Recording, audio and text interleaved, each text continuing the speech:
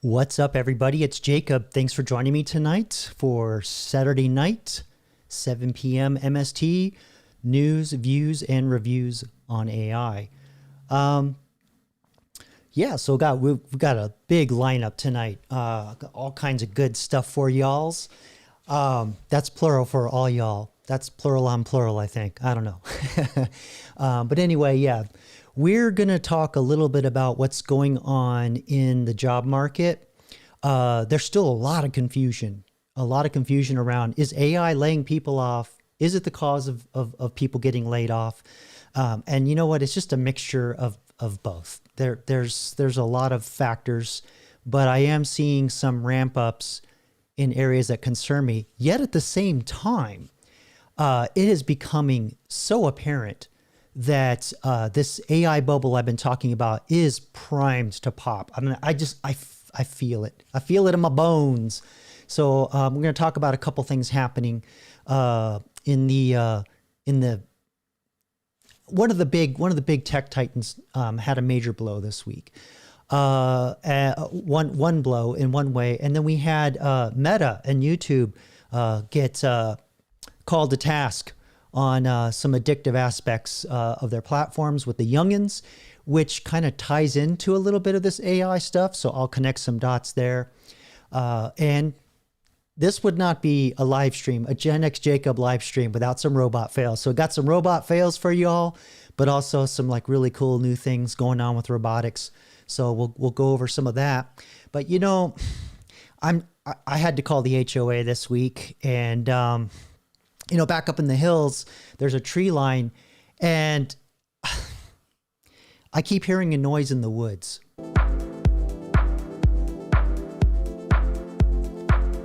Everybody give it up for Sasquatch. Give him some love. Give him a sub and a like. I'm going to like this one. This is the original track of his, by the way. So, yeah, so I hope you'll like a little bit of this.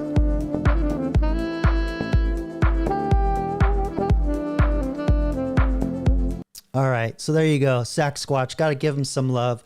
Good. He tours a lot. He's got some good live shows. Just a cool, chill vibe. If you're not into that, I get it.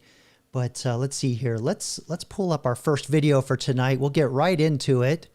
Let's see here. Let me get back to the banana head here, or the potato head. Yeah. So you know, it's kind of interesting. There's always all these opinions about what AI is going to do. Is it going to become Skynet and take over? And is it going to be, take all of our jobs and all of that? And you know, my opinion's always been that it's both, right? There's going to be a transition period where a lot of us are just going to get wrecked, especially if we're do a lot of our work in front of the computer, and eventually trades to a degree. Which you'll start to understand when I show you some of the robotics that I have queued up for tonight. But yeah, there's just going to be a transition period where there's going to be a lot of changes really fast. And that's partly due to what a lot of these layoffs are. There's other reasons, but when they're blaming AI, that's one aspect to it. But I believe that at some point, the companies are eventually going to figure out how to really use these AI tools to make it so that, it works in their day-to-day business. Just like when email first came out, nobody really knew how to use it. Even as late as the mid 90s, when I worked in the music industry, for those of you that have been on this channel for a while, you know that I was a audio engineer for a little stint there, and worked with music artists through Warner Brothers and Capitol Records, and built websites for C-tier artists. And there was an executive who didn't know how to turn on his computer and read his email.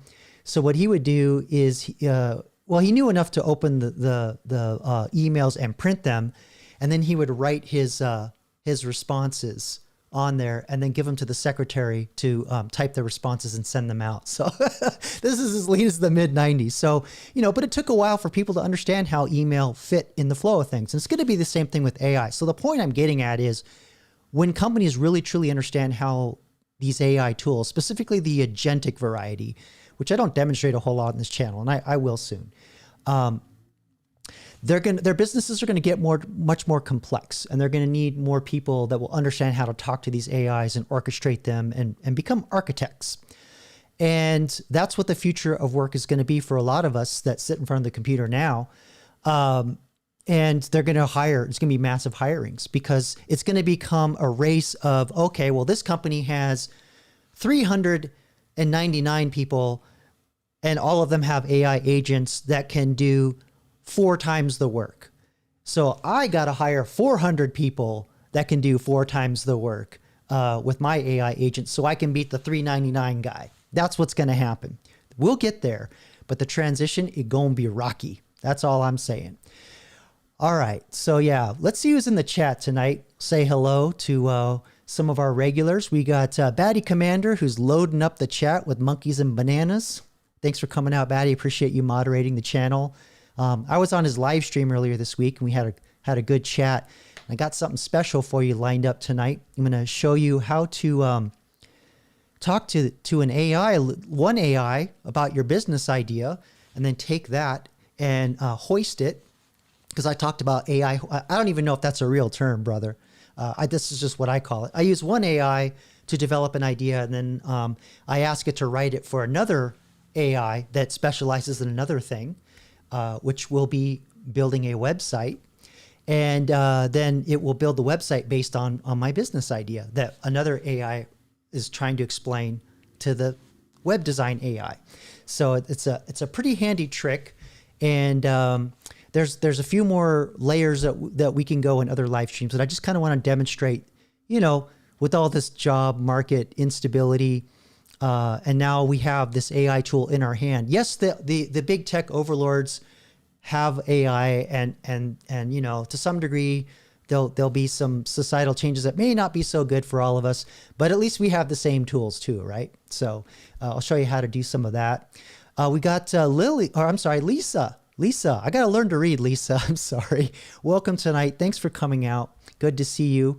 I'm pretty sure I saw, did I see? Yes, I saw here. Lily, how's it going? Thanks for coming out, joining us from over the pond in the UK, staying up late to hang out with your boy Jacob. So I appreciate you. Thanks a lot.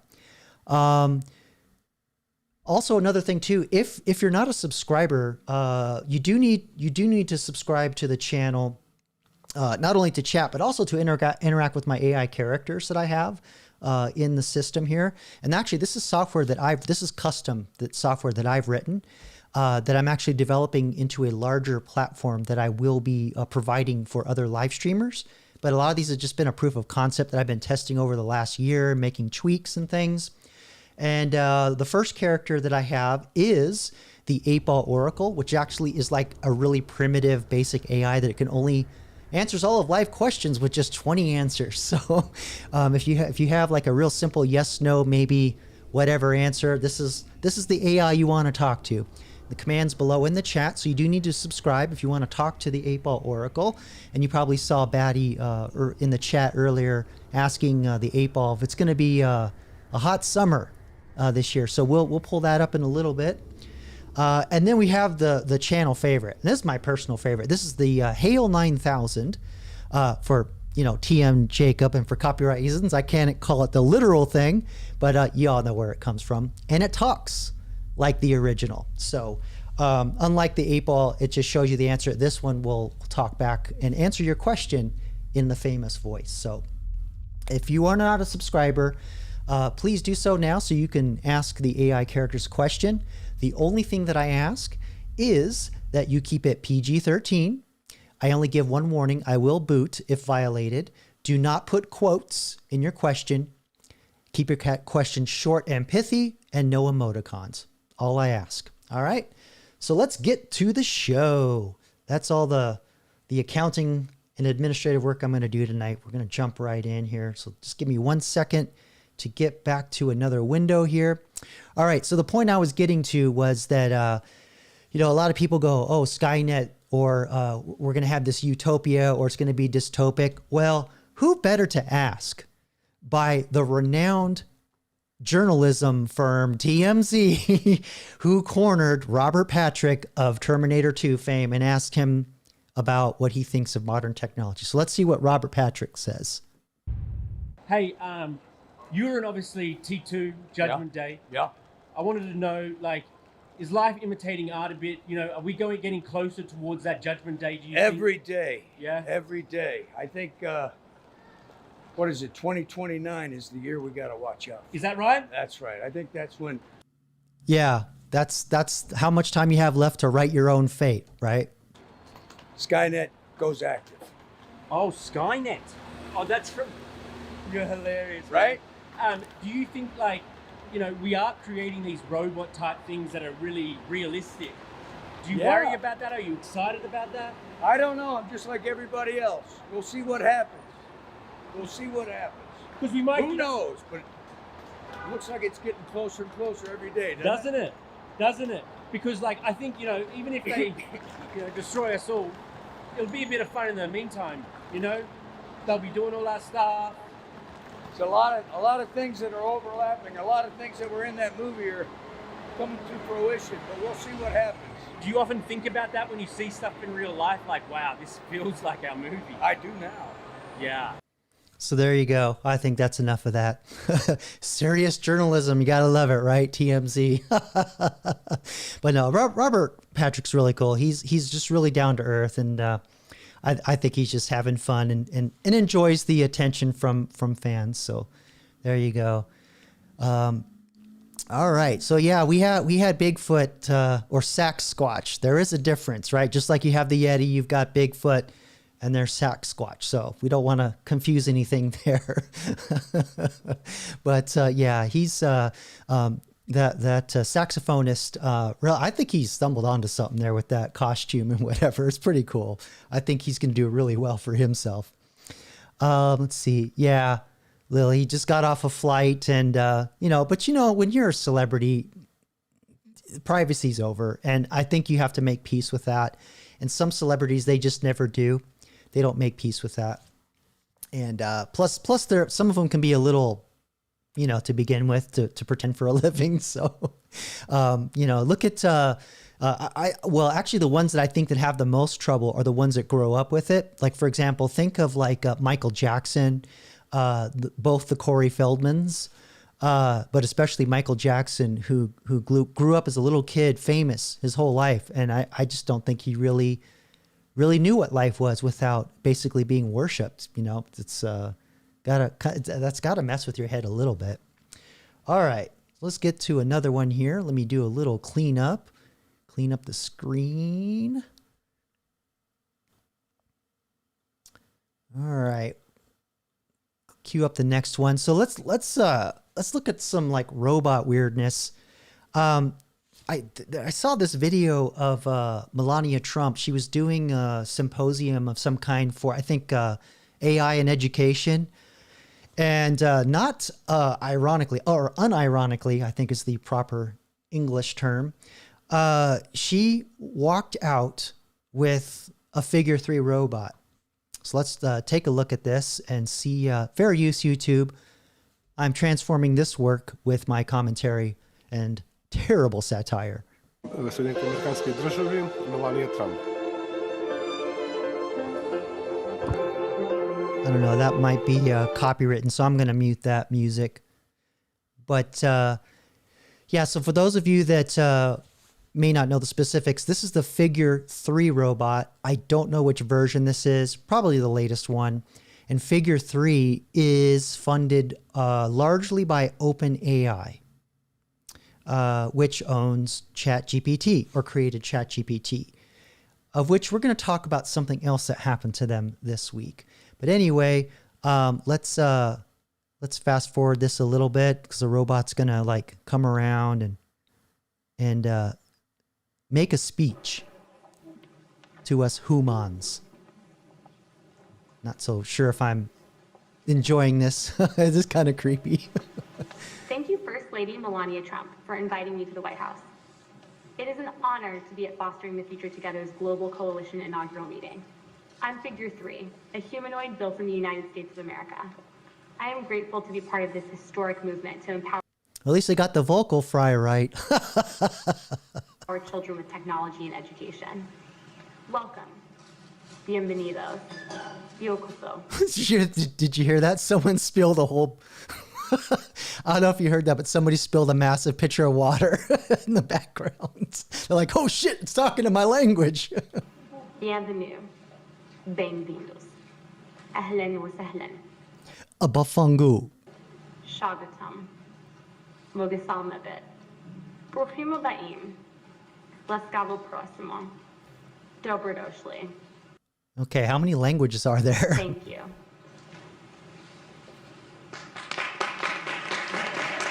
Yes, applaud for Skynet. Okay, there you go. That's pretty much it. Then they just start talking about AI education, which I have another video that I want to show you tonight. There's some very interesting things that have been brewing in education, which actually, while I'm thinking about it, let me pull something up real quick here. I've talked about this a couple times, and actually one of my very first videos that I think that or it's an early video. I wouldn't say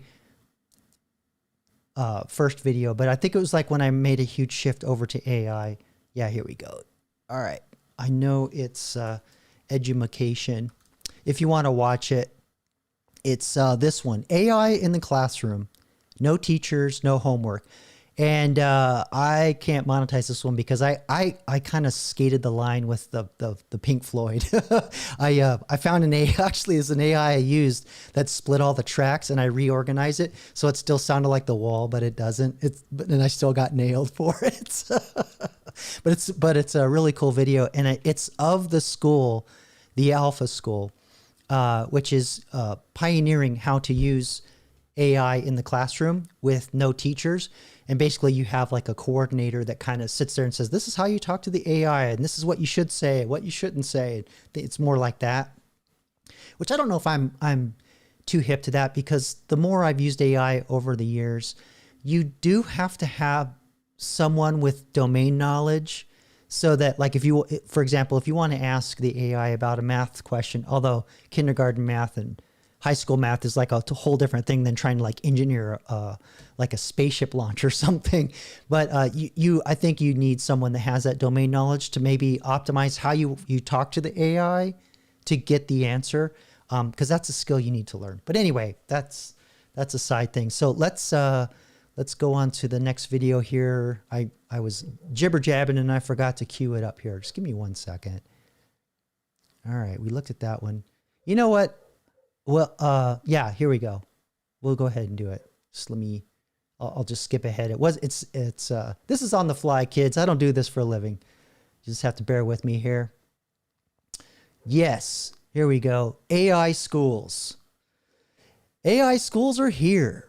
This could change how students learn forever. And I haven't watched this, but I'm pretty sure this is going to be the Alpha School, because this is Fox News, which is pretty pro-Trump, which I know that the Alpha School's founder is like in with Trump and the Department of Education secretary. I forgot her name. But anyway, let's watch this, and then I'll chime in on some extra stuff here. Well, welcome back. A new American school is revolutionizing education using AI. Alpha schools are at the forefront of a growing movement, providing students with a more personalized education experience using AI, this advanced technology. The school replaces a traditional classroom using AI tutors and adaptive learning. So are they teaching them to like rap or something? What's all this presentation stuff? They probably have to do like a thesis or platforms something. to identify students' strengths and where the gaps lie in the curriculum. So far, the results have been outstanding. Students scoring in the top 1% to 2% nationally in math, reading, science, and language. Joining me right now is the... Honestly, how hard is that? Like, I don't know about y'all's education system outside of the States, but it's atrocious out here. That really is not hard to accomplish. All right, let's get back to it. Fair use, YouTube. Co-founder and the CEO of Alpha Schools, Mackenzie Price. Mackenzie, great to have you. Maria, thanks for having me. There's nothing I like talking about more than education, because it is the most important resource we have at our disposal to help young people be successful in this new world. Absolutely. And I was talking to someone yesterday about the fact that it's been education and healthcare that have been impervious to any changes in technology for a long time. But that's because of the teacher unions. All right. My sister is an edumacator, and she constantly complains about this. Anyhow, yes, by the way, I just want to put a warning here that, of course, it's the CEO of the company and it's a little interview and a little setup. They're going to sell us something. I'll call it out. I don't know what it is, but I'll let you know when I smell it.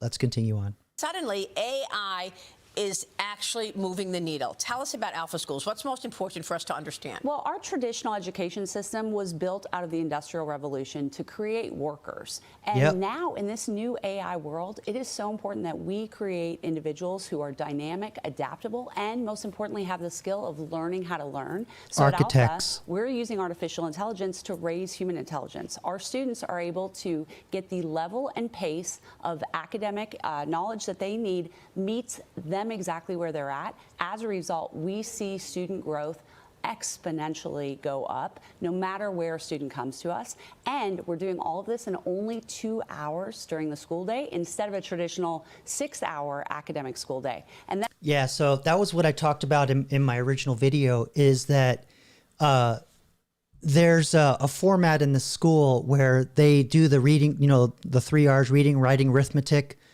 for 2 hours, and then the rest of the day in the charter private school they started in Austin, they do trades or study business or study programming, whatever they want to do. So there's a lot of personal growth, and it's a private school, so it's probably like 60, 80K a year. But this is what we're going to need to move forward, because like she said, and what I talked about in my video, why it's the Pink Floyd theme, is that the whole thing of like, welcome to the machine, go to the factory, work 9 to 5 kind of thing. And I've talked about this, that work life is going to die, and we're going to eventually just be like hired to talk to other companies' AIs and be the stewards of or orchestrators of these AIs.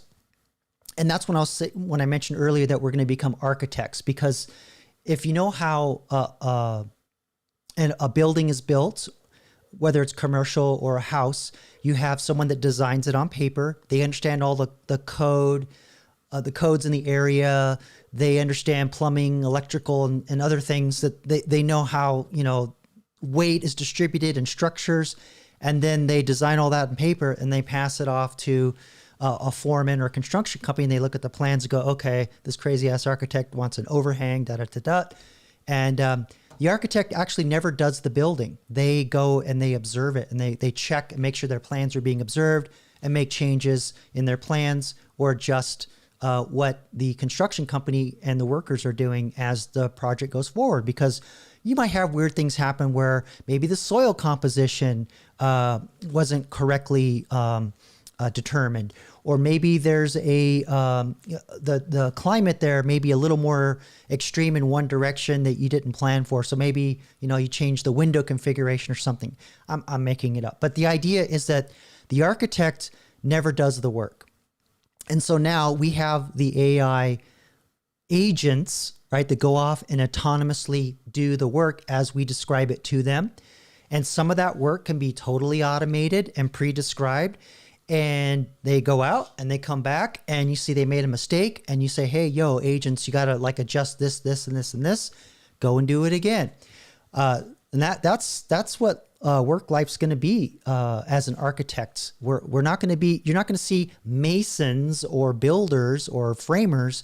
You're going to see architects or orchestrators. And so these skills that she's talking about, you got to have soft skills. You got to be able to communicate your ideas to the AI clearly and succinctly. You have to have judgment, and you can't get that judgment unless you learn how to do it by hand. So that's that other 6 hours a day that you would spend learning a particular domain of knowledge. So you can have the appropriate judgment to go, AI, yo, you screwed up. This is how you fix it. Of course, maybe someday AIs may get really good and we won't have to do that. But in the current form of technology, until we get artificial general intelligence, which nobody really knows is going to happen, when and how, it's not. I'm of the school of thought that it's not going to happen with the current form of artificial intelligence we have today. All right. So I interrupted her. So let's get back to the video. Then, of course, that begs the question, what do you do with the rest of the day? And our answer is that we teach life skills, leadership, entrepreneurship, financial literacy, public speaking, relationship building. Those are the skills that are going to help kids be successful. We also are teaching them how to use tools like AI that they're going to need to be rapidly successful at learning. What I like about this is that when you... And you're going to have to learn resilience. That's the other thing, is that these tools change so fast, so quick, but there's a core set of skills. And that was what I was just yakking about. See a certain proficiency that a student may have, you're doubling down on that and ensuring that they're getting lots of different angles in that one subject or two subjects, whatever it is, rather than force-feeding the child to learn about things that may not be useful at all. Well, I actually think that it's really important to have academic knowledge within our brains just to make sure that we're drawing upon that knowledge for critical thinking skills. But we can take kids who are really proficient and advanced at a certain subject and show growth in the 80s and 90s. We can also take that same student who maybe struggles in a subject and we can help them be successful in that too. So I think so unlike, this is another thing that my sister complained about constantly, is that she couldn't give the individual attention that a student would need because they put too much kids in a room. And now with the AI in there, you can expand or multiply the effectiveness of the teacher who has the domain knowledge, just of the basic, reading, writing, arithmetic, the three R's, as they say. Not replace teachers. I don't think, because again, right now it looks like AI is replacing all these coders and tech people, but it's one thing where if any of you watch YouTube and you see these people going, I created a mobile app in 2 hours. I went to sleep and woke up and there's $10,000 in my account. Bullshit. Show me. It's one thing to make software that works for you and your friends, and it's a completely different ballgame to build something that can handle 10,000 people simultaneously you don't know. Totally different ballgame. All right? But don't get me wrong, those little apps have their place, but if you're trying to build something that services a large market, it takes someone with deep domain knowledge, right? Okay, let's get back to it. I think what happens is this personalized mastery-based education system raises the floor for all students and blows the ceiling off what's possible. This is so huge, Mackenzie. I got to tell you, I've been hearing so much about it. I've been talking to friends, and they're sending their kids to these alpha schools. How many alpha schools are there in the country right now? I know there's one downtown by Wall Street. We have about 50 locations that are opening up all over the country, and I think that's a sign that families realize that their kids need to be prepared. They need the life skills that are going to help them be successful. And the other thing we fundamentally believe... Look at that, trades. That was the hugest mistake that they made to the public school system in the States. They largely took the trades out of everything. And this is since the late 80s. Because I studied drafting in high school, my freshman and sophomore year, came back the junior year, and they took the trades out, everything, all of them. Yeah, and by the way, Batty, I don't know if I would call it napping class. I think you probably want to call it meditation. All right, let's get back to it.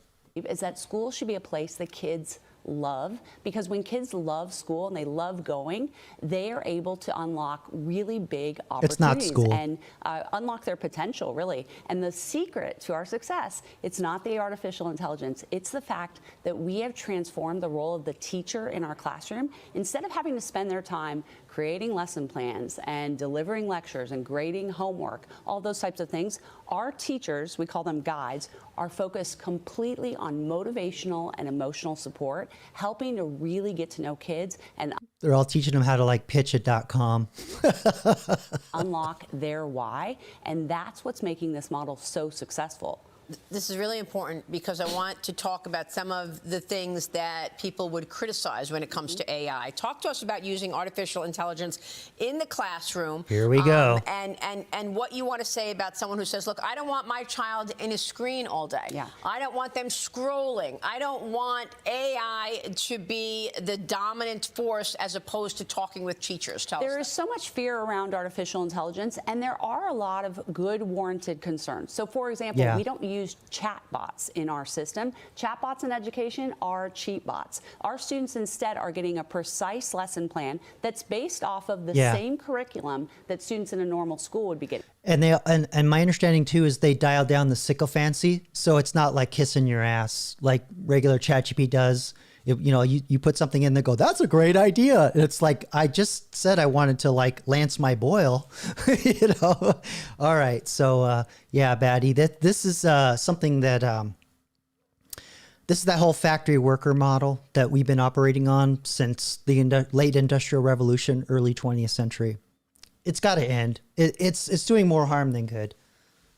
Anyway, let's get back to it. So this isn't ChatGPT just making up questions for students. So that is something that we've been able to really secure and make sure it's right. Screen time is another one. I myself was a screen time free family, but there is a huge difference between doom scrolling TikTok all day or playing video games and getting a one-to-one personalized learning experience that meets kids exactly where they're at. So I believe this type of screen time is actually incredibly valuable. And at our schools, our kids are actually spending less time on screens than the average student in a traditional school is nowadays. The difference is that this screen time is smart screen time. I want to get your take on how the federal government has also supported Alpha Here we Schools. go. I spoke with the Education Secretary, Linda McMahon, and asked her about Alpha Schools just last week. Watch this. We know that AI is here. We need to embrace it. We need to be ahead of China and other schools that are using these applications. So let's embrace it. Let's put the proper guardrails in place. This is not intended to replace teachers, but to be an additional tool for teachers, in the classroom. Correct. At least that's how I see it, and I think that's how it's been explained to me. It's the best application of AI. Correct. About that. It was a pleasure to host the secretary at Alpha School. She took the time to really learn about our model, and she made a really important point. We're not replacing teachers. However, we are changing the teacher in front of the classroom model. That is an inefficient way to learn. Instead, when every student gets their own personalized tutor, that's where we're seeing such incredible growth. And we're allowing the humans who are dedicated to making that positive impact in kids' lives to have. Yeah, better. You might want to like do a better job with them background checks. That's all I'm saying. Well, we need folks that are a little more less touchy, if you catch my drift. Much more success and efficacy doing so. So it's been a really great model, and I think Don't install that shit, OpenClaw. Do not install that. more and more people are starting to realize that if we leverage artificial intelligence to really raise human intelligence, the sky's the limit. Yeah, it's really important. Now, one thing that has been raised to me when I'm talking about this with friends and people who tell me they're sending their children, it's expensive. So are you expecting prices over time to come down as it becomes more available? Tell us what you're expecting in terms of pricing and... The AI is cheap. What's that 6 hours where they're doing the, do you want to do trades or do you want to, do robotics? Or do you want to be a little Elon Musk? That's what's costing the real money. The availability of Alpha Schools. We've gotten a lot of attention for Alpha School, and Alpha School is redefining what parents expect from their private school experience. So kids are doing crazy things like traveling, to Europe and doing these camping trips, all kinds of activities that they're doing. But what you haven't heard about is what we're rolling out in Texas. We have Texas Sports Academies. Texas is a state that recently passed school choice. So there are students that have signed up for our program. And there you go. For those of you that are out of states, school choice, that's the teachers' union. Without that, the teachers' unions control everything. Hate to say it, but you got to get rid of those fools. They're the ones that have been lowering the bar and bringing in all this like gender ambiguity and all this like wokety wickety woke crap. That's where all that comes from. We got to get rid of all those fuckers. All right. Didn't want to get political, but there you have it. Program, the same academic platform that Alpha students are getting, and they are charged nothing for that. They're able to use school choice vouchers. The families that have signed up so far all come from incomes less than $65,000 a year. That's pretty good. Anyway, look, when I was growing up, I didn't know my teachers' political affiliations, and nobody cared. They just wanted to see us flourish. They wanted us to learn the topic. And if we had a question or got stuck, we got some of the attention that we needed. I saw the school system degrade as I got older, but classrooms are too crowded. They have this like super dumbed down curriculum that's for people that need to like go to a 9 to 5 kind of factory, move this widget to this spot over here and connect it to that widget down the line. That's not the kind of thinking we need anymore. We need the people to be able to have larger systems level thinkings. And I think this school has it personally. It's expensive, but this school has it. So hopefully they can do something to bring the cost down. But anyway, I just want to get in there before they start pitching. But that was the pitch to like, hey, we got like the low income version, which is basically probably you use the software, the AI part, but you don't get like learn how to pitch like Elon Musk and build a go-kart and do all the robotics by hand stuff. So that's where the cost is, most of the cost. All right. So let me queue up another thingamading here. Or you know what? Let's take a moment and bring in the AI characters while I'm thinking about it. So we'll start with the A-ball character with spooky fanfare.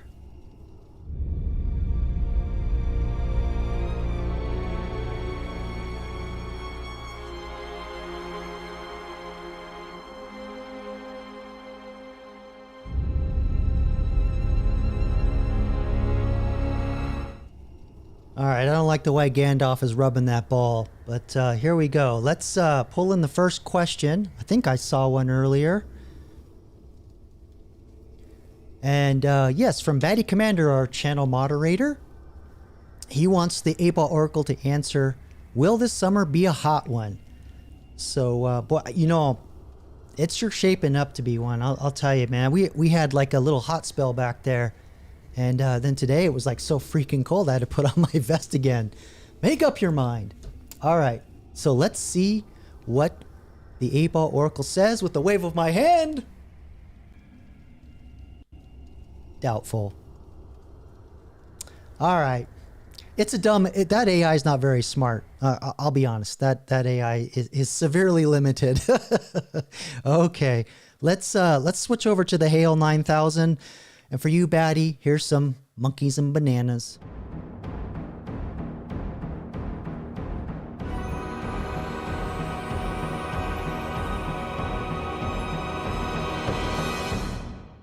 My God, it's full of stars. All right, so here we are on the Discovery. We'll pull in my... So for those of you that are wondering, hold on a sec here. Because I know you want to see my doorknob back there. All right. So again, I program these things, and they're all hard coded. So as a software engineer, I am making this more accessible to people with less programming, and so I'm also building in capabilities so that you can use a Stream Deck and load the characters and have them pull in the questions and all that. So in case you're wondering like what I'm doing over here. So anyway, let's we're going to send that up to the Hale while sorry, got a little beep there. Yeah, so these are hold on here, go away. Okay, sorry. Blinking lights, not my strong suit. It's part of my ADHD personality, I guess, which I don't think I really have. But anyhow, it's all right. Let me check real quick. I forgot to pull up my dashboard. So that's another thing that's cool about this is that it will tell you what's happening in the background. So I'm going to go over here to that. Just check real quick. Looks good. All right. Let's see what the Hale 9000 says. Or actually, I didn't even read the question. Batty wants the Hale 9000 to answer, will the Clarity Act make things happen soon? Let's see. I believe the Clarity Act is a complex legislative framework that addresses the conditions under which a province in Canada might pursue secession. Whether it will precipitate rapid changes depends on various political dynamics and interpretations of the law. I can't help but think that significant actions require not just legal clarity, but also political will and societal consensus. Is that the same act you were asking about, Batty? Because I wasn't aware that was Canadian specific. But anyhow, we got another question for the Hale 9000 from Lily. And she wants to know, and YouTube, don't get uppity on me, don't get upset. She wants to know, how hard is it to overthrow a government in a European country? So are you asking for legislative change? All right, let's send that up to the Hale, see what he says in a moment. Because, you know, it is 1960s analog technology, so it takes a moment, but he'll answer. Okay, I think we're all set. Let's see what the Hale says. I believe that the difficulty of overthrowing a government varies greatly, depending on factors such as the nation's political structure, stability, and public support. In democratic European countries, the principles of rule of law and institutional resilience present significant obstacles to any non-democratic power shift. I've considered that theory and history often warn us of the profound consequences such attempts typically entail. Napoleon, anyone? All right.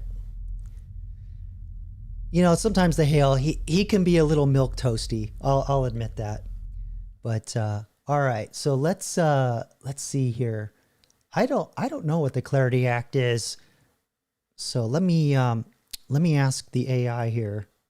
We'll ask Jiminy Cricket. Just give me a second here. All right, let's ask Jiminy Cricket. All right. What is the Clarity Act and what is the spirit of its intention? Because there's the words on the paper and then there's what actually happens. We all know that move.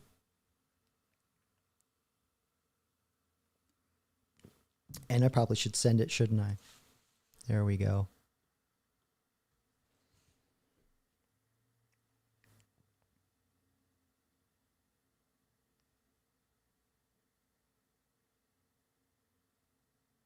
Okay, so there is a US version around the cryptos. And then there's about provincial secession. I'm thinking Batty's more concerned about the crypto aspect of it. Hey, Adrian, thanks for coming out tonight. Good to see you. Yeah, you don't have the 2A, so you haven't got a chance. Yeah. Oh, boy. All right, so let's get back to our next topic and pull up our next video here. So every once in a while, I just kind of like to pull in a video and kind of see what BS story they're saying, what jobs are going to survive, you know, the AI onslaught. And so I've got this CBS News report because, you know, that's everyone's favorite journalist outlet. But this video says, which research shows which jobs, or I'm sorry, new research shows which jobs and regions are most risk from AI. So let's see. Knowing that what we know from the Alpha School, what you really need to be learning, which is what I believe, I think they got something there. But let's see what the pundits say, because a lot of times they kind of like uplift what the big tech CEOs are saying, and this is kind of what my point is. But let's watch it. Fair use, YouTube. We know AI adoption is rapidly accelerating in the workplace, and now new research shows which regions and jobs are most at risk. And by the way, that AI adoption is going horribly badly. According to the Society of Human Resource Management, SHRM for short, more than 9 million U.S. jobs are at risk. And they're mostly white-collar jobs. More than 50% of writers, programmers, and designers could be displaced. Surprise, surprise. This sure sounds like the WEF. It's based on some WEF numbers, even though it says the Society of Human Resource Management. That sure sounds like own nothing, be happy people. But let's continue on. Cities with the high concentration of white-collar and tech jobs will face the brunt of the impact, including San Jose, Washington, D.C., and Durham. Roughly 38% of the workforce fall into more AI-resistant roles, but they are among the lowest paid jobs. To talk more about ways workers and employers can prepare for this AI shift is Johnny Taylor, President and CEO of SHRM. Johnny. All right, so before he tells us what he does so he can sell it to us, yet another big tech CEO talking about AI taking jobs. But yeah, those 3 cities, that's actually like where some of the biggest internet hubs go through. And that's why big tech is in those towns, because that's like the best internet, best speed. But it's not just those jobs. There's a lot of shit downstream. I think the last ratio I heard was in Silicon Valley, for every 1 big tech job that's lost, 16 are affected. Yeah, because they're in there spending money. They buy food, buy houses, get their cars repaired, buy all the clothes and the toys and the gadgets. So it's not just, the jobs going away. It's the money flowing through the system, right? So you got to keep that into account. Anyway, let's get back here and see what this CEO is going to try and sell us. Because they always push the fear button, like, oh, it's going to go away. But my solution. Johnny, thank you for being with us. Your research shows the projected job losses are concentrated in about 24 occupations. Yes. So what makes these jobs the most vulnerable to AI? Well, first of all, they can be automated. More than 50% of the tasks associated with the jobs. The performative work that everybody does to make it look like they're busy when they're not. Can be automated, and to the extent that the computer, some algorithm can do the work, then it makes the jobs and the people in those jobs vulnerable. So research found the AI-resistant jobs tend to be some of the lowest paid. So what does this mean for the future of the U.S. workforce and salaries?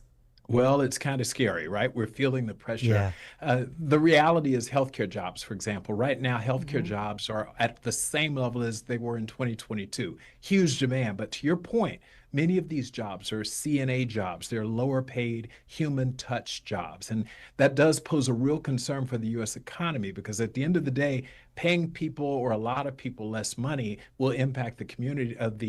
See, there you go. Impact the community. But you see all these pictures they're showing?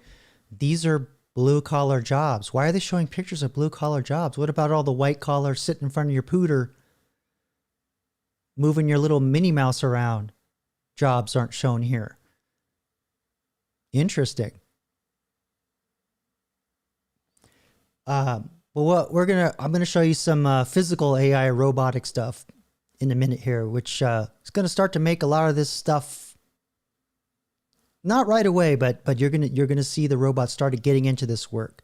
If it's greenfield, meaning it's brand new, that's where the robots are going to shine. The economy, because they'll have less money to spend as consumers. Yeah. Sure. And what can workers and employers do to make this transition a little less painful? Is there anything we can do? Well, yeah, there are jobs on the other side of this. Some jobs will go away. There's naturally going to be some displacement. Our research says as many as 9 million jobs. So what we can do is be honest with people now and say, this is your opportunity to reskill for the jobs on the other side of this. There will be higher paying jobs in the post-COVID world, but we've got to identify what those jobs are. Most importantly, we've got to ensure that the people have the skills to do those jobs when they're made available and posted. Yep. But see, there's that transition period. Yeah, displacement. There you go. There's that word again, displacement. So it doesn't necessarily mean that you would, it's a loaded word. You're not necessarily going to lose your job. You could, but it's just going to make it so that they laid off a bunch of people around you. They gave you the tool. Now you can do the work of all those people and you get paid less. That's a lot of what displacement can mean, but displacement can also mean that you are reassigned. It's so loaded. It can mean a lot of things, but there's the transition that I've talked about. It's going to be rough for a lot of people. And we don't know how long that transition period is, and nobody does. But what the jobs are going to be on the other side, again, like he said, he doesn't know what they are. But if you're in front of a computer, it's like I said, it's largely going to be orchestrating other people's AIs. So the domain knowledge you had in the old job, you're just going to tell an AI how to do it and say, nope, do it this way, that way, this way, that way. Right? That's basically what it's going to boil down to.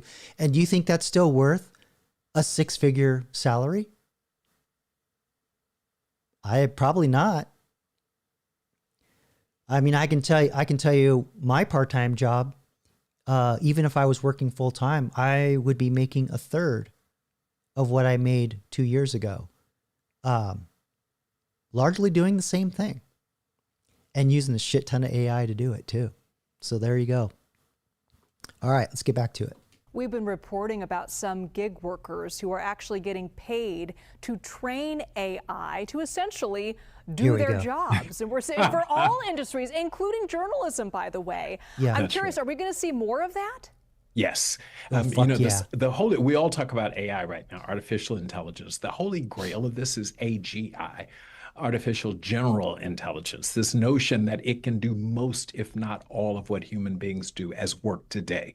So AI is only getting better and better every day. But it's not going to be AGI, okay? So this fucking fear-mongering, this stuff pisses me off. All right, so let me clarify something here. What we have today is narrow AI. There's been around since the mid-50s. There's in different flavors, and the specific type that you all are more familiar with is generative AI. That's a narrow AI. It only can do what it's seen done before.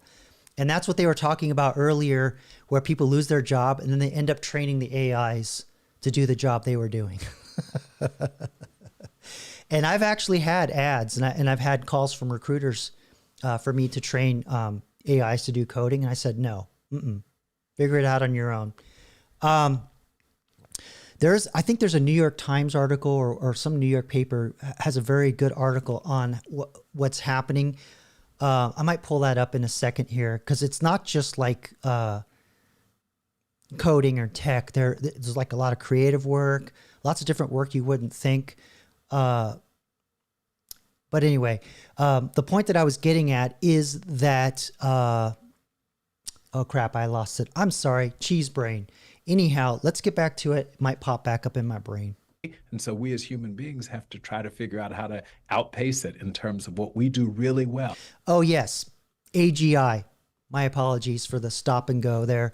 So we only have narrow AI, and narrow AI is taught by what we show it. Okay. And what's even crazier about that is a lot of people say, oh, AI is getting better and all that, but that's only because of the quality of the data that you're feeding into it. And humans are only so good at what they do, right? But also, too, they pick specific industries to train the AI on, right? So they haven't got to everything yet, but they're trying. The next level of AI that he talked about is AGI, artificial general intelligence. And we're not going to get there with the narrow AI just simply because of the way narrow AI is trained, because it only can be trained by showing it something. But with artificial general intelligence, the key hallmark to it is that it has creativity, the ability to solve a problem without having seen the solution to it before. And we're not going to get there with our current AI technology. It's going to take a whole new architecture. There was a moment there where they believed that if we just keep training the AIs and make them bigger and throw more computing power and more memory, build data centers, right? So that's all the fallout from that. Now they're finding out, oh, maybe we don't really need to build all those data centers because they reached a scaling wall, apparently. I don't know the science. I don't know the math. But all I'm saying is that the current AI we have now is not going to be able to solve problems from scratch. It's just not going to happen, right? And he's talking about it like it's here already.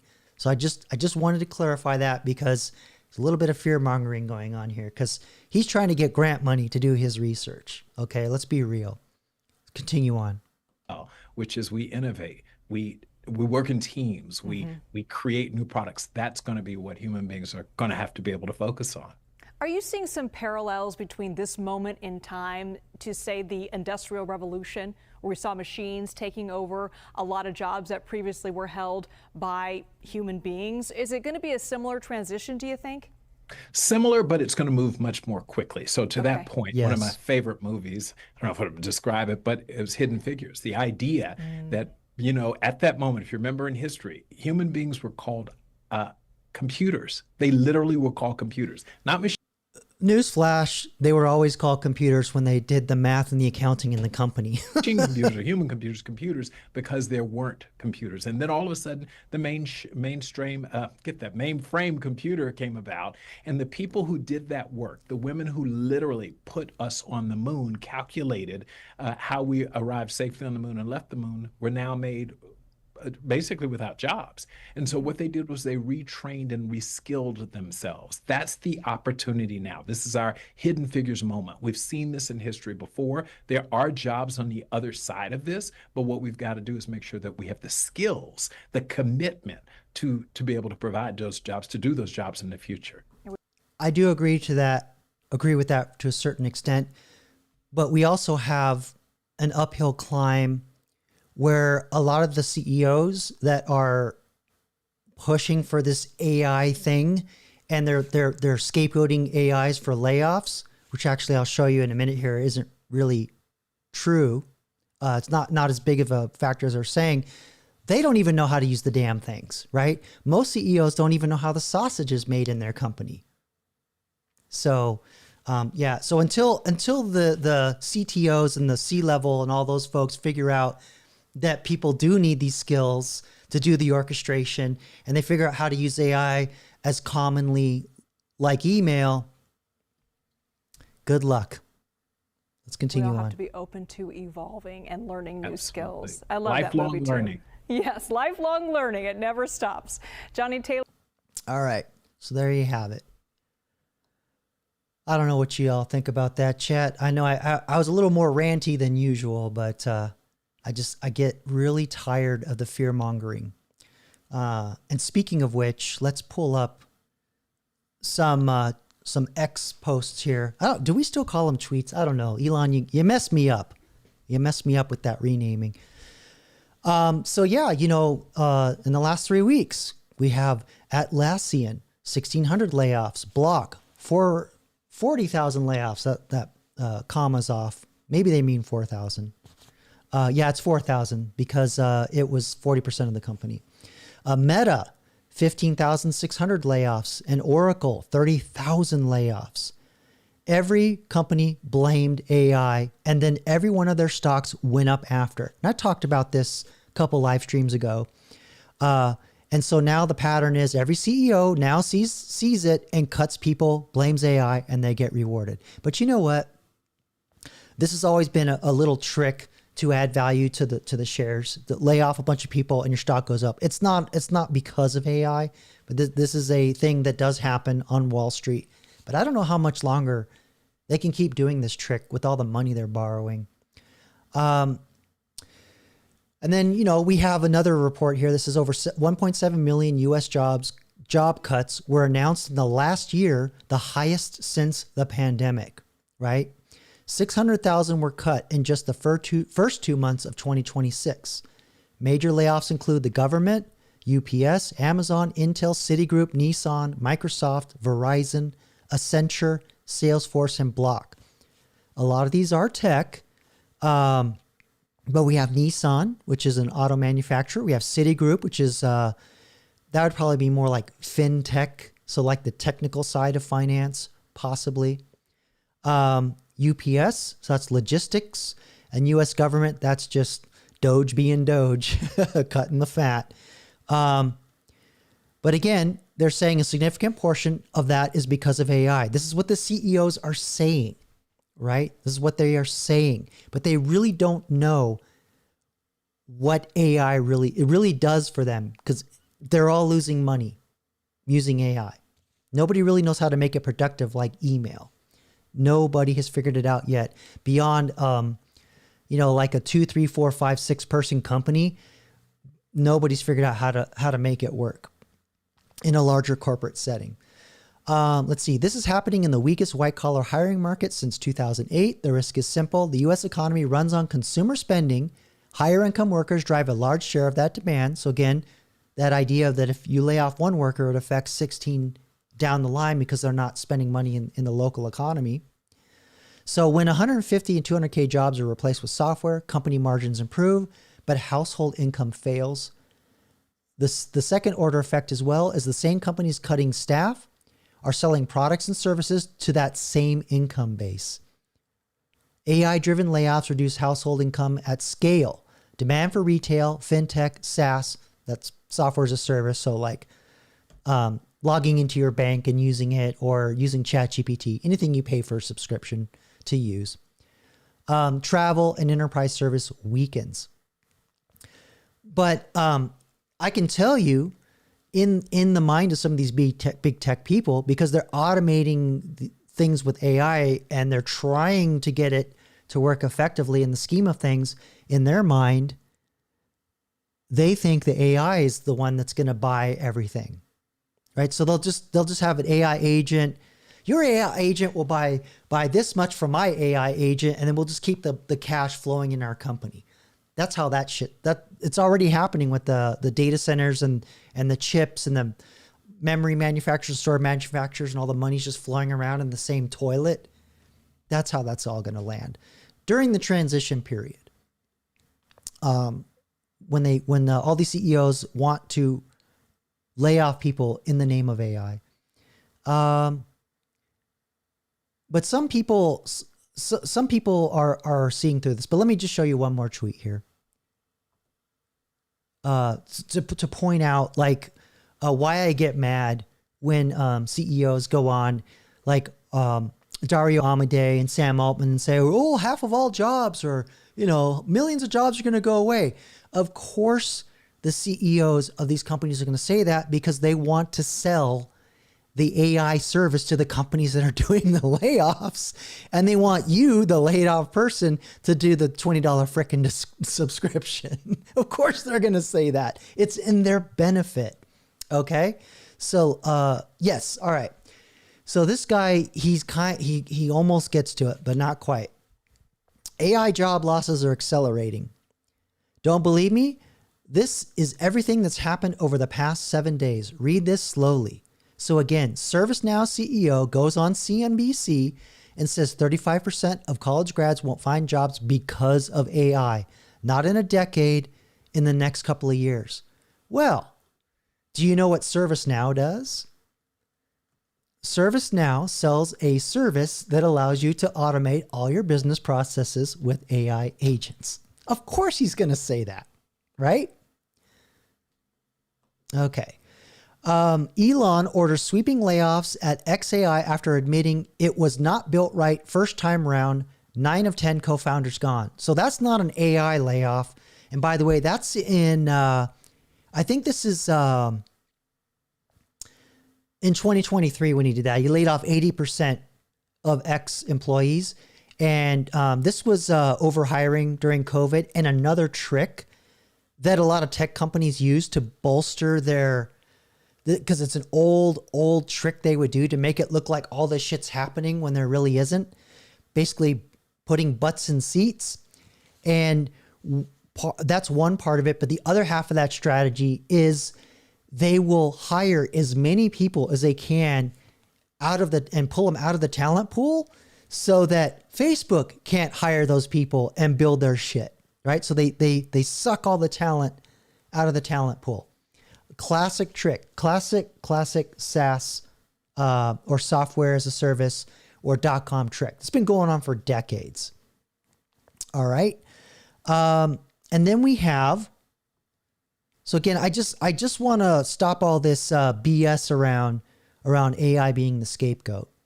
Okay, so Meta is planning to layoffs that could hit 20% of the entire company to fund AI data centers. Okay, that's indirectly related to AI, but what that really is the metaverse, all those visors, like virtual reality, it failed. So they're just pivoting. So that's all that is. All right. Atlassian cut 1,600 jobs, 10% of the company, and the CEO left the same week. My understanding is that's because a lot of people, a lot of software companies dropped the service because they're using AI to do similar things internally. So it's not because AI inside the company. So that's a different, I mean, it's tangentially AI. So far, we got one, okay? And then finally, 45,000 tech layoffs globally in Q 2026, over 9,000, so there's the number, 45,000 tech layoffs globally, and over 9,000 are directly attributed to AI. And I can tell you, this guy's mishmashing numbers, because that 9,000 number is from a late 2024, early 2025 report. So we really don't know the true layoffs due to AI, is all I'm saying, okay? So don't let all this fear mongering get into your head. Yeah, Batty, it's weird how like they locked us all down, laid a lot of us off, and then in the middle of COVID, or just right at the tail end, they just drop AI. November 2023, ChatGPT drops. Crazy. Lily, actually, there is such a thing. AI CEOs. There's a new agentic system. It's not for the public consumption. It's more for the nerds. But I believe it's called. Is it Paperclip?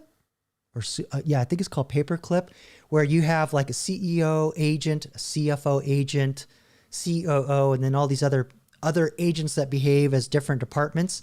And then you, as the owner, you talk to the CEO and say what you want to do, and it goes and talks to all the other agents and figures out how to, do all the things that you want to do, comes back, and again, it's orchestrating, but it's orchestrating the administration of your company. And then you can have other agents that will go off and do actual literal things. But it's going to burn your tokens. That's a token incinerator. So it's not something you're going to do with ChatGPT, probably Claude, and it'll be super expensive because you're just burning, having multiple, picture like dozens of GPTs talking to each other and that gets expensive fast.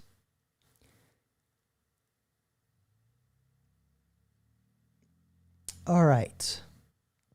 So let me, I think I had one more point that I wanted to drop.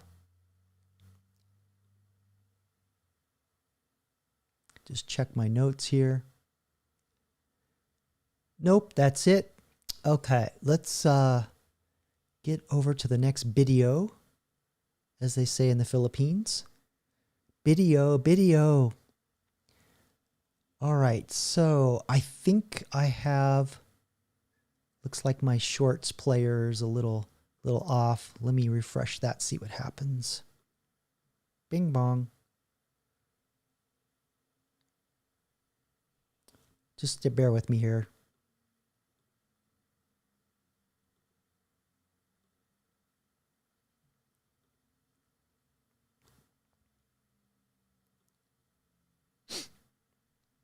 Thank you for your patience, everybody. Okay, I don't know if I fixed it or not. Probably not. I had a window resizing issue that caused a problem earlier. All right, we'll just live with it for now. Okay, so Amazon is going to start selling robots. So you can order this little fella here, and what is it called? Doesn't say what it's called. There might be copywritten music, so I might have to mute this. But let's play it and watch what happens. Meet Amazon's first humanoid robot, Sprout. The tech giant just acquired the New York startup Fauna Robotics, 2 months after it emerged from stealth with its cute, compact humanoid. Amazon could position Sprout as an alternative to the Chinese company Unity's G1. which has become the default humanoid research and development platform thanks to its relatively low entry price. Standing 107 centimeters or about 3.5 feet, Sprout weighs just under 23 kilos or 50 pounds and boasts 29 degrees of freedom. The bipedal robot's artificial intelligence runs. Yeah, you're not getting that can of peanut butter up in the cabinet with that little thing. On an embedded NVIDIA Jetson Orin computer. Sprout has a soft padded exterior and compliant motors to operate safely around people. It runs for about 50 pounds. Operate safely around people. Sure. Hours on its swappable battery. The robot comes with simple gripper hands for manipulating light objects, but the design is modular so the end effectors can be upgraded. Sprout is priced. Yeah, notice the hands are just claws, right? It doesn't have articulated fingers, which I'm going to show a video of some really amazing advancements with hands, robotic hands. Starting around $50,000, but Fauna has said the cost will go down as production scales. In the longer term, Sprout could evolve into a robot for home deliveries or a consumer-facing product.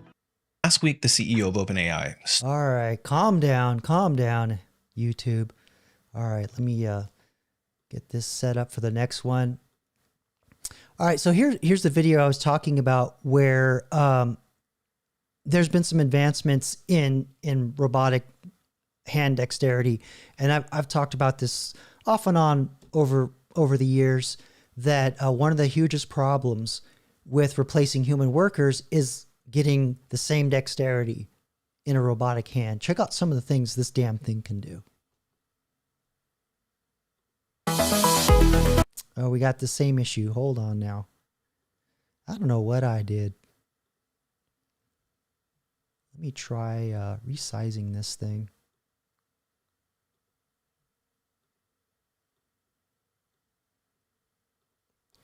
All right, bear with me. I'm going to try another trick.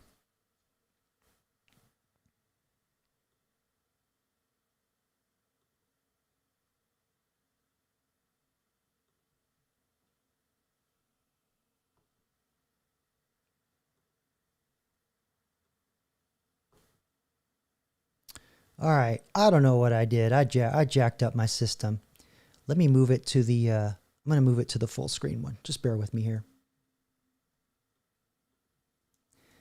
Because you gots to see it. Pretty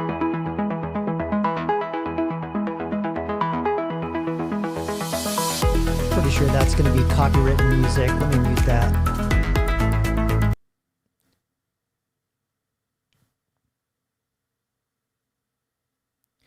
That's not, okay, that's a pretty cool deal, but check out what happens when they give it something really tiny. This is the major advancement here.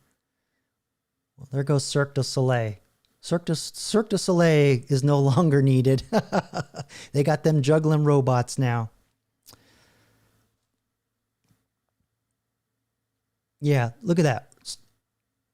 Let me reverse that. Turning a bolt. That's pretty big. That's huge. Or motorboating. But now look at the bottom frame there. What it's doing with the feather. This is crazy.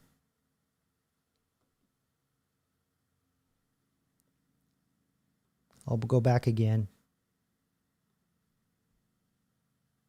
And able to flick that little balloon. That's because that's one of the problems with the dexterity of the robotic hand. Oh man, I'm just having a night tonight. I don't know how Super Friends jumped in there.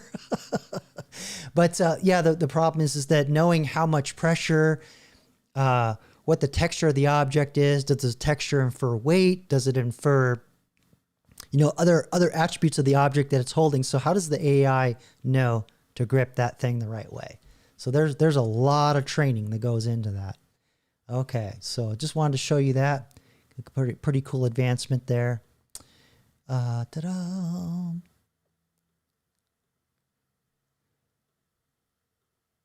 Okay. So let's shift a little bit. So maybe we can help some of our less knowledgeable family members. Maybe some of the seniors in our family. Because I don't know about you, but I constantly get. Actually, this reminds me of the early days of the internet, where I get forwarded pictures or videos of crap I have no interest in knowing about. But now the new thing is I get a text with a link to a video of something that's clearly AI generated from my older relatives. And they're like, I can't believe this is real. So let's watch this report on how to spot AI fakes. Okay. And actually, you know, I've watched some of this. It's pretty useful. Some of it's obvious to us, but it's getting good. It's getting good. So fair use, YouTube, transforming this work with my commentary. Midnight solos again? Come on, Gus. People are sleeping. Has your social media feed started to look a little off? Tell me I'm not hallucinating right now. Fake celebrity endorsements, news reports, doorbell camera footage, and more that all look real at first swipe, but have a certain eeriness. Or maybe you've seen videos that are a bit more overtly fake. Yep, it's really me, Bigfoot. Like the many clips of animals doing seemingly impossible things. Yeah, you know, and there's also some other weird, I guess the point I'm trying to make is I'm surprised and kind of not surprised at the same time. Like when the internet first had video, there was that early joke about cats. The internet's about cats. And we kind of got the same thing. But at the same time, I'm surprised I don't see more people trying to pass off videos of important figures doing things that are controversial. While there are guardrails that prevent you from doing certain things, there's ways around it. Trust me. All right. Generated by AI tools from Meta, Google, OpenAI, and more are spreading on Instagram, Facebook, TikTok, and X at a rapid pace. Every other scroll, it is some AI generated influencer. Dubbed AI slop, some of these clips are meant to make us laugh, like Marilyn Monroe here, while others are out to spread misinformation in a world already struggling with claims of fake news. You will be fooled by an AI photo this week, and you probably already have been and you didn't know it. We have not come to terms with what this means for society. Celebrities like Keanu Reeves having to grapple with AI deepfakes. How disconcerting is that for you? Well, it's not a lot of fun. Even Al has... By the way, Kino, in his contracts, he basically says you cannot use AI. And I think even so far as CGI without my final approval, which I think is the right way to approach it. It's been the target of AI videos trying to dupe shoppers. Reversing my hypertension in just 3 months. I don't have hypertension. It can be easy to spot the more outlandish AI clips, but what about something more believable, like a dog cuddling up to a baby, a grandma dancing at a barbecue, or a harrowing body cam video? Jeez. Yeah, there's no way that dude would have survived that. Even just the car bumping him from the train. Yeah, Lily, that's kind of what I was getting at, is they do have guardrails. And they won't let you do it. But I've developed some techniques that have been successful. I don't get exactly what I wanted, but there's also you can self-host. If you have your own hardware that's powerful enough, you can make your own stuff on self-hosted AIs. And then we have China. You can go over to Chinese hosted AIs. So, like if you watch, if you ever watch Nerdrotic, his thumbnails really skate the line a lot of times, and he's using all those frontier AIs that are not. There's no nano banana in there as far as I can tell. Some of the stuff he's doing, there's no way he'd get away with that. Actually, in fact, let me see. I don't know if y'all know who he is, but he's like one of a big, Star Trek nerd, Lord of the Rings nerd. He's the one that streamed the Spock doll while that got way more views than the free Star Trek Academy premiere episode. that was so baller. I love that. But I'll show you some of his thumbnails if you're not familiar. They definitely would not pass. Because I tried, I thought, oh, I'm going to be funny. I'm going to make a poster of Ryan Gosling in the new remake of Roots as Kinte Kinte. I couldn't get a single AI to do it. They just flat out refused to do it. All right, let's see if I can find. Yeah, like some of these. Let's see here. See if I can find one of them. There's some of these are just. I'm not finding them. They must change them. I wonder if they get censored because I don't recognize some of these. And I know I've watched these videos. He must be like changing them after they trend. That's interesting. I didn't notice that before. But yeah, a lot of this stuff is I think he's doing self-hosted or using Chinese AIs personally. Okay. Anyway, let's get back to what we were doing. See if I can find it. All right, how to spot fake AIs or AI slop. Pull your leg, pull your leg. Even AI fakes designed to make you feel good, to tug on your heartstrings. These videos are turning feeds into a mix of real-life content and computer-made footage. Yeah. And some users are tired of it. I don't know what the solution is, but this technology should never have existed in the first place. So how? But you know what? This is why I think it's more important than ever to, again, learn how to use AI to multiply your capabilities. I talk about this all the time. Fill some of your gaps, multiply your capability. AI slop does have its place, but I think over time, people are going to want this, right? They're going to want to interact with a person. And it's kind of the reason why I wrote or I set up my AI characters the way I did, because y'all, I'm in the middle of it. I control it. I have like shticks and things that I do, and that's by design. So, I think folks are going to get more hungry for the analog experience. How can the average social media user separate fact from fiction? So we're going to show you what is out there, what's fake. The team at Corridor Digital, a production studio with more than 7 million subscribers on YouTube, put some special people to the test. So we've got all of our moms on a call here. Can we teach them to spot fake AI videos? That's Corridor hilarious. Co-founder Nico Puringer and his team took an analytical approach to distinguish real from fake. Their video has more than 2.3 million views. Now you have to start looking at other clues in the shots. What about the cars? What about the people? See, there's people going. Used to be able to count the fingers on the hands, and they solved that problem. So I remember one of my mentors, I used to always joke him, show me your fingers. Let me count them. That's no longer a problem. They solved that. On to the right, and then they're gone. You're right. You clocked it 100% as fake. It turns out there is hope for us. We just need to know what to look out for. From now on, just because it looks real no longer means it is real. Thanks for watching. Peace. Wow. All right, Vicky, thanks. So, there's more. Sorry. We are joined now here in the studio by Nico Puringer. He's from Corridor Digital. This is a real-life Nico. This is not AI Nico. He is here, though, in the flesh to show us some ways to spot AI-generated videos. Thanks for coming in from California to do this for us. Thanks for having me. I mean, before we get into, like, the tips and how we can spot real from fake, are we past the point of no return? I mean, are our efforts at this point futile? I'm an optimist. I don't think so. To me, it's like we've already been in an era for a while where it's easy to fake images. It's easy to fake text.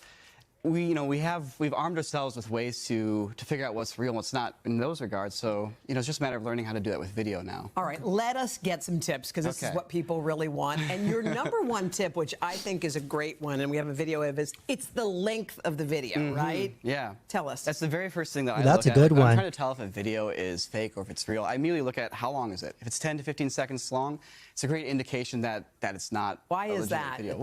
And also if it's cut every 10 to 15 seconds, like, because they'll chain them together.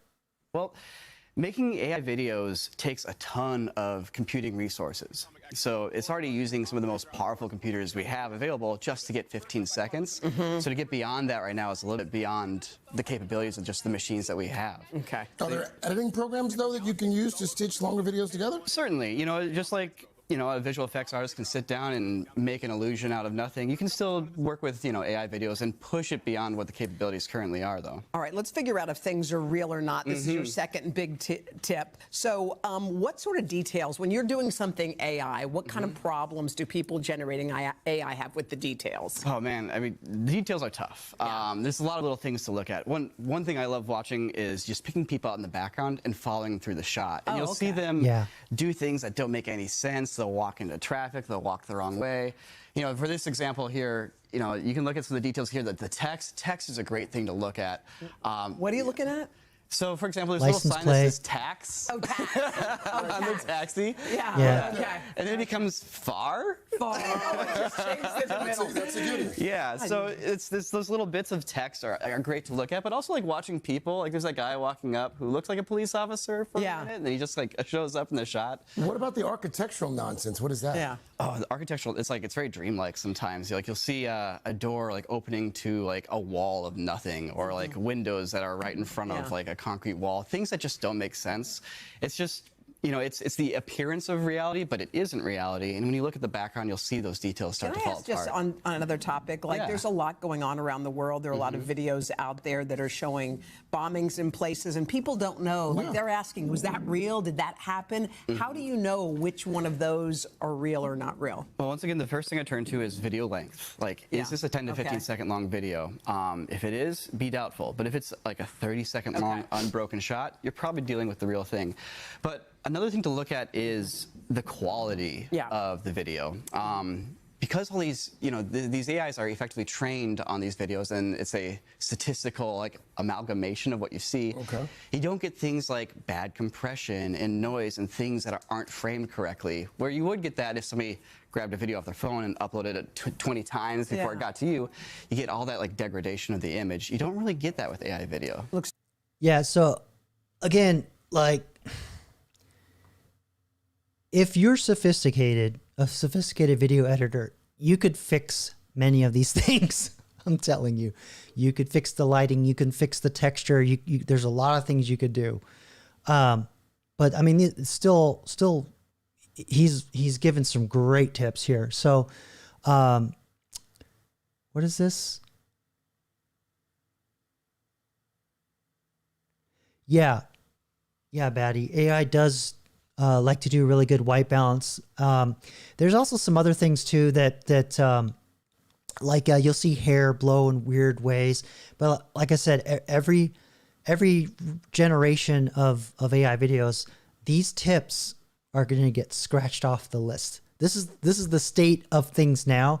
And even some of the things that he's saying, I'm like, I think they fixed that last week.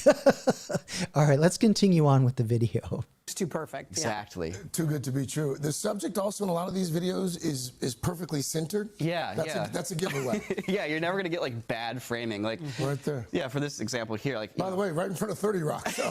Yeah. It looks super real at first, but then. What's not? How do you know it's not again? Well, the camera's barely shaking. It's a handheld camera. It's like this really smooth, steady cam shot. She is perfectly in the center of the shot. How do you know she doesn't have a $3,000 camera? I mean, yeah, I don't know. That one's a little weak. Then you can start to look at the details, the flags. Like, what countries are those flags for? Yeah, okay, there you go. He got me really there. Good. Most people sitting at home right now. This is why we're all in trouble. Look real to me. Yeah. All right, give us your last tip. You said you should use skepticism when you look at these things. At the end of the day, all the tools that you're armed with when it comes to sussing out what's real and what's fake still apply to video. What's the context? The 3 C's here, right? The common sense and context. What are you being shown? Are they trying to get money from you? Are they trying to get you to do something that should trigger some red flags? Another one is the source. Is this just a random clip that popped up in your social media feed, or is it from someone that you trust or a source that you trust? And of course, yeah, don't go to Snopes anymore, kids. I wouldn't trust Snopes. Cross-check. Is there another angle of it? That's one of the most important things. If there is a second angle, then it's probably not AI. You had a good question earlier about people. Yeah. Like politicians and people who are in the public. Saying words that there's, you know, sometimes you picture someone saying something and you're like, did they really say that? Right, I've seen a like lot of Roker. I mean, just even like that Roker ad. Exactly. Could be anything. Yeah. So he does not have hypertension. one of the things to look at to see if you're looking at a manipulated piece of somebody talking is to look at the Adam's apple, because it manipulates the face, but it doesn't manipulate the body language. So if the Adam's apple doesn't bob and move at the same rate in the rhythm of the speech, that's a sign that you're looking at a manipulated image. Wow. That's getting good now, though. And folks who want to follow you on YouTube, because this is a public service, how do they find you? You can find us under the channel Corridor Crew. Corridor We Crew. do a lot of like debunks of AI effects. We're visual effects artists and filmmakers ourselves, so we apply all those skills and tool sets to this stuff. Nico. So there you go, Corridor Crew. Check it out. Give them a sub and a like.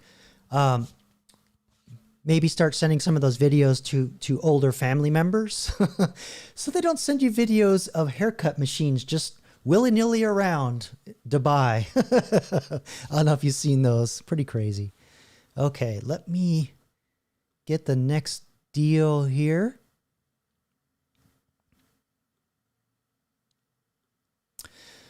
So yeah, there's been some big news. Big news. Now that we're on AI video,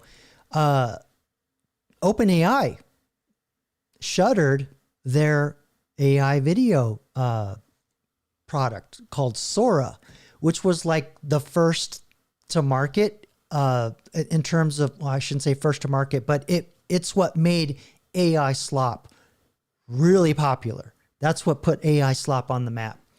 And, you know, because we had faceless channels with the narrator, never to be seen, but with the mechanical voice and all that.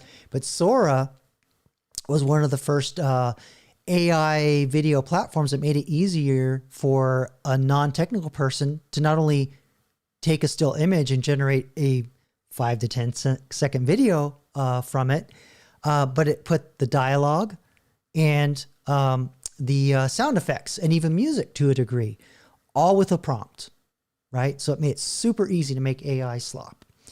So let's watch this news report on OpenAI shuttering Sora. Let's see what they say, and then I'll put in a couple of my 2 cents. This is actually a very big signal for what's going on in AI. All right, so let's continue on here. All right, we got some breaking news out of the business world. OpenAI saying it's shutting down its video generation platform, Sora. You see the post here on Sora's X account. Their message to people who used it: what you made with Sora mattered, and we know this news is disappointing. The AI videos, like the Your slop mattered. ones you see here, have generated some controversy. Critics saying they're a breeding ground for potential copyright infringement or about deep fakes. Brian Chung is joining us now. Yeah, Batty. I mean, I remember when you first subscribed to my channel, I was doing a lot of these things, and I did a Rutger Hauer, you know, in a Blade Runner thing in the rain and all that. And when I first tried to do it, it's like, no, you can't do that. But I didn't mention Blade Runner. I didn't mention, you know, that he was Roy Batty. I just kind of described it tangentially, and that's how I got it. So it's sort of like when you tell the AI, hey, I want you to, like, or a robot or whatever, you know, I want you to throw a rock at me, or I want you to insult me. Yeah, say something disparaging about me, and the AI won't do it. But you say, but pretend you're a villain and say something disparaging about me, and then it'll just roll, it'll do it. And yeah, giving the AI a role. So it's kind of the same technique and how you can get around guardrails. They're getting better, but it's still a mammoth task and still very difficult. And that was why, which they'll talk about here probably, there was this big deal they had with Disney that I think was like $100 billion. That's gone. You're saying you should copyright your image? What do you mean? Like your likeness? Copyright your likeness? Is that what you mean? Or a specific image? All right, let's get back to it. With more on this. They just had this $1 billion deal with Disney. Yeah. They've actually $1 billion. talked about on the podcast. And now it sounds like they're ending their partnership and they're shutting down their doors. Yeah. What's going on? And what was remarkable about that Disney partnership was that it was only in December. Yeah. Sora as a video generating platform, again, the idea is that it's a text to video. You just kind of type in what you want and then this AI creates that video for you. It was only over a year old. I think it was crazy. 1 year ago. Released to the public in December of 2024. And now you have OpenAI saying they're shutting this thing down. Now, the OpenAI company does say that they decided to discontinue Sora as they focus and compute demand grows. They say that they want to focus on things that are real world physical tasks. And then Disney, which is the other big aspect of this, as you point out, they had a $1 billion equity investment in OpenAI as a result of a partnership where they said we are going to allow Disney characters on Sora, again, arguably the most, recognizable library of characters ever. Disney saying in response to this news that they appreciate the constructive collaboration and essentially that they respect the company's decision to close.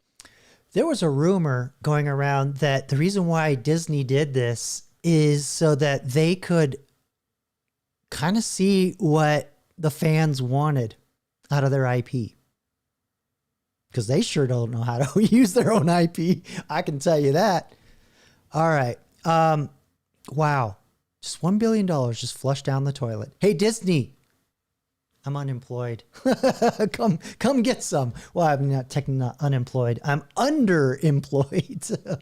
Throw $1 billion at me, see what I can get you. It's going to be a lot more profitable than Altman ever did for you. I'll tell you that. All right, let's continue on. Close down that particular platform. We don't know what happens with that investment. They haven't responded to the questions about that. But again, this is just kind of showing us how fast things are moving in the AI. I just wonder if it's about profitability. And I only ask that because yes. Sam Altman, he's got a... Of course it's about profitability. What are you talking about? It's like the most expensive type of AI. It takes a lot of computing power and they're running out of it. Right? Their subscription base is growing and they can't handle all the people generating video. Period. End of discussion. They can't grow it fast enough. And I've talked about this before. Every AI company in the game, Google slightly accepted, still losing money though. For every $1 they can get somebody to pay them, they're burning 3. Not literally, but that's the kind of math that's happening. And AI video is just making that worse. All right, continue on. A lot of pressure on him, and they're trying to take OpenAI eventually public, right? Is this an indication that they felt as if maybe Sora was not as profitable for them, for their bottom line, as they thought it was going to be, hence why they're shutting those doors? Yeah, different companies feel differently about this. So you have Google and Grok, now that OpenAI has essentially shuttered Sora as the only really remaining big players that have these video generators. Grok's is called Imagine, Google's is called VO, but I should point out Anthropic. That's the... Yeah, also too, another thing that's different, I think ChatGPT is the only chatbot that actually does the images in the chat. Well, that's not true because Gemini has like a watered down nano banana. But Anthropic, Claude, their chatbot does not do image generation. And I'm not even sure they even have a video generation or image generation capability even on a separate arm or platform. They're just totally about coding and agents and don't even want to deal with that. And they're still losing money. They're still like burning money like the Joker. All right, let's continue on. The big one. A lot of people have been talking about Claude. Anthropic has chosen from the get-go to not do image or video generators. I should point out, OpenAI says they're still going to do images, but different companies feel differently about what's the best strategy. I should point out there's also a legal liability aspect to it. Deep fake pornography is a big issue with... I didn't say that word, YouTube. That was in the video. Fair use. These types of video generators, and it's just maybe unclear if OpenAI saw that as a potential liability here. It's major, though, I have to say. Really major. Big it's deal. Surprising. Brian Chung, thank you. So there you go. And, you know, to me, this is just signs of crack showing. When you have the first company that launched a chatbot, November 2023, and they added that video platform a year after that, December of 2024. And just over a year later had to shut it down. That says a lot. Given how fast they had to scale, how fast they had to bring on new users just in order to make it look like there's revenue growing because there's always this creative accounting going on .com companies. Remember that trick I mentioned earlier where they'll look at all these people we're hiring. That means you should give us more money. There's more stuff going on. The other thing they do in a creative accounting, they say, look at all this revenue flowing through our company, but never mind all the costs. Never mind the $3 we're burning for every $1 we're actually collecting. Don't look at that. There's a reason why OpenAI is not going to go public anytime soon, because when you go public, meaning have your stock listed on the stock market to trade, everybody's got to be able to look at your books. And yeah, those books are going to be grody. There's going to be a lot of shady shit in those books. I don't know that OpenAI could ever go public, honestly. So this is not a good sign. This is not a good sign. We might even have OpenAI become, I don't want to say the Yahoo of search engines from the .com days, but certainly in Alta Vista, if you're old enough to remember. Alta Vista was number 1, bumped down to 2, then it bumped down to 3, and then it got absorbed by Yahoo. And by the end of the race, we only had Google and Yahoo as the 2 major search engines. And we all know what happened to Yahoo. Nobody talks about Yahoo anymore. So this is what happens in technology cycles. Okay. So, all right. So kind of hovering around the whole idea of copyright problems. I found another news report about how companies are trying to deal with this. Because I've made videos in the past how some companies, that are training the AIs, they really aren't observing copyright at all. I think I don't know if I still have it. If you want to watch it. Yes, here we go. This one down on the bottom here. Data bandits. Did Meta break the law to train its AI? Authors say yes. Oh, it wasn't. And it was a big yes, too. They did a lot of stuff to avoid detection. They took a lot of copyrighted data and put it on systems that they don't directly control. There was obvious obfuscation of things. But the point I'm getting at is it's not just companies stealing IP to train AI. Now it's companies pushing you to use the tools and then accusing you of stealing the data or not doing original work. So let's pull in this report here and see how companies are dealing or coping with trust issues involving AI. Here we go. Fair use, YouTube. I'm transforming this work with my commentary and terrible sense of humor.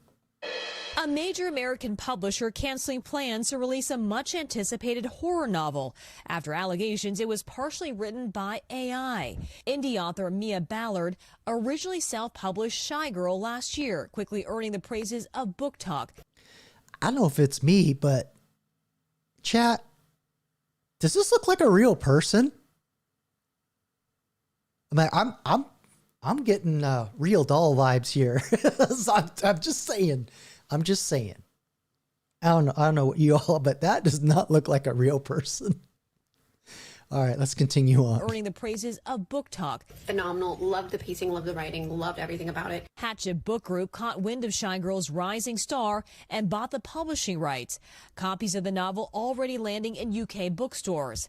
But a few months ago, the tone changed, as some readers said they noticed odd word choices and repetitive phrasing. Probably the biggest indicator of AI is the use of similes. And all the emojis. There was like emojis and hyphens. She forgot to take one out. There's like one emoji, a big old like poo emoji at the end of the first chapter. And description that means absolutely all. Hatchet telling NBC News that it pulled Shy Girl off the shelves in the UK and aborted plans to publish in the US, adding it remains committed to protecting original creative expression and storytelling. Ballard didn't look at this. Dude, I'm telling you, this is a doll. The skin's all waxy. What is going on? She's got them porpoise lips. Anyway, there are ways I use this trick all the time. This is Batty. I've talked about the AI hoisting. I'll use one AI to help me where I dump all my ideas down in the chat bot. And then I have the AI, clean it up, help me do some nips and tucks. Then I'll take that and I'll go to another AI and say, hey, can you make this sound like how I sound given, these other sample writings, things like that. There's a way to get around that. That's just sloppy work. Anyway, we'll get back to it with her candy wax lips. Respond to an NBC News request for comment, but told the New York Times she didn't use AI to write the book. Instead, an acquaintance she hired to edit the self-published version of the novel had used AI. The controversy raising questions about how it's possible AI writing made it past the publishing industry's strict review process. No, I don't think it's as strict as you're thinking. I mean, look at all the crap that gets through journalism. In this case, because the book was self-published and finished, the There you go. process tends to be shortened. Author Jane. Okay, so all right, let me tell you a little something about your boy Jacob. Without doxing myself, I actually am an author of a few books. Okay, self-published. I won't tell you what the books are on, but you could very easily, you just upload your book to Amazon and say, can you make this go on the Kindle? Can you print them on demand? And you just slap a cover. Super easy. I mean, this is back when you had to write books as a human, but today I can't imagine the amount of AI slop that's on the Amazon bookstore. But yeah, I mean, there's no editor or editorial process when you upload your book to Amazon. That's what, when they said self-publish, that's what they meant. So there was no editor that would have been hired, not required anyway. See what Lily says, it makes no difference with how boring and homogenous human writers are these days. Yeah. I'm wondering if a lot of that is the same thing that Hollywood is suffering from, to be honest, Lily, where they have to check off boxes. Where they there's documentation that you could easily find online that they pass around in Hollywood and say, I think it's put up by the WGA, the Writers Guild of America, that says, when you write a script, it has to have, particular genders represented, a certain ratio of POC, et cetera, et cetera, et cetera. And it's literally just fill out all these boxes and you'll be safe. And by the time you fill out all those boxes, you don't have a good story. You've shoehorned everything in that doesn't make a story organically happen. And I think this is the same problem's happening in literature, right? But anyway, you know how I always say it. Wokeness is just basically affirmative action with a lesbian on top. That's all it is. So they do exactly that, Jacob. Children's books are the most effective. Yeah, effective. Yeah, I've seen some weird. I mean, growing up as a Gen Xer, Cat in the Hat was like some weird shit. Okay, I went to a university where they literally named the library after Dr. Seuss. Not literally, it wasn't called Dr. Seuss Library, but it was Cecil B. Geisel III is the guy who wrote Dr. Seuss. So. They had a neat little museum in there of his original drawings, but yeah, you don't want to go to your foundation and all of your contributors and say, yeah, you want to pay for the Dr. Seuss library at this fine institution. But yeah, anyway, I squirreled. Dr. Seuss books were weird, but the stuff I see on bookshelves for kids, it's like, why are people buying this stuff? It's almost like the parents are virtue signaling to their parent circle. And at the same time, I don't know if they really, all of them are reading them to their kids, but some of this stuff is just wild. All right, let's get back to it. I squirreled. Friedman warns that AI could erode the traditional gatekeeper role that publishers have held for centuries. If the books that they put onto the market increasingly look like there wasn't enough due diligence. By the way, that's print on demand. I can tell by the binding. I used to work in a print shop too. Yeah, your boy's been in all kinds of places. Anyway, let me see if I can get the shot right. Into the market, You can't see it, but they're glue bound. They're not There sewn. wasn't enough due diligence done in the editorial process. I think readers are going to become more cynical about what they're seeing on the market. But the same challenge facing bookstore shelves is also popping up on courtroom benches. One more thing I need to ask you about, unfortunately. Last week, a Georgia Supreme Court judge.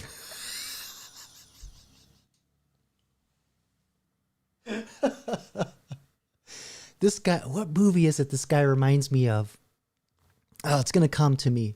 Anyway, it was a comedy. Judge pressing state prosecutor Deborah Leslie on one of her briefs. There are at least 5 citations to cases that don't exist. And there's at least 5 more citations to cases that do not support the proposition for which they're cited. The judge didn't accuse Leslie of using AI, and she didn't admit to it in court. She also did respond to a request for comment. But her boss, Clayton County DA Tasha Mosley, confirmed to NBC News that her office is investigating whether AI was used in generating the non-existent citations. While Leslie... Crazy. I've actually heard of this problem when using AI to search the... I forgot what they call the crap. When a major case is won and it becomes like foundational to the law. Anyway, y'all know what I mean in the chat. I've heard of this problem before. That I don't think AI is trained well enough on the nuances of the law. Maybe like federal, because federal is everywhere. Let's say, for example, but every city, every municipality, state has their own extensions on or layers on top of law, and so the AI could make a mistake. Precedence is the word I'm looking for. All right, let's get back to it. Leslie's use of AI has not been confirmed. There have been a slew of other cases in which litigants use AI and end up citing non-existent case law to support their claims. The harder your case is, U.S. versus the aliens, the more likely the tool will try to please you and invent something that does not exist. Legal researcher Damien Charlatan is building a database to track the Don't you love how every time they show ChatGPT, it's like ChatGPT from 2023 with the frickin' icons? Anyway, I nerded. Sorry. Let's keep going. Increasing headache of so-called legal hallucinations. In 2024, he found just 35 incidents in U.S. courts. That number skyrocketing to 489 in 2025. And so far this year, more than 250. And those are just the ones that are caught. If you don't catch the hallucination, well, it enters the legal system.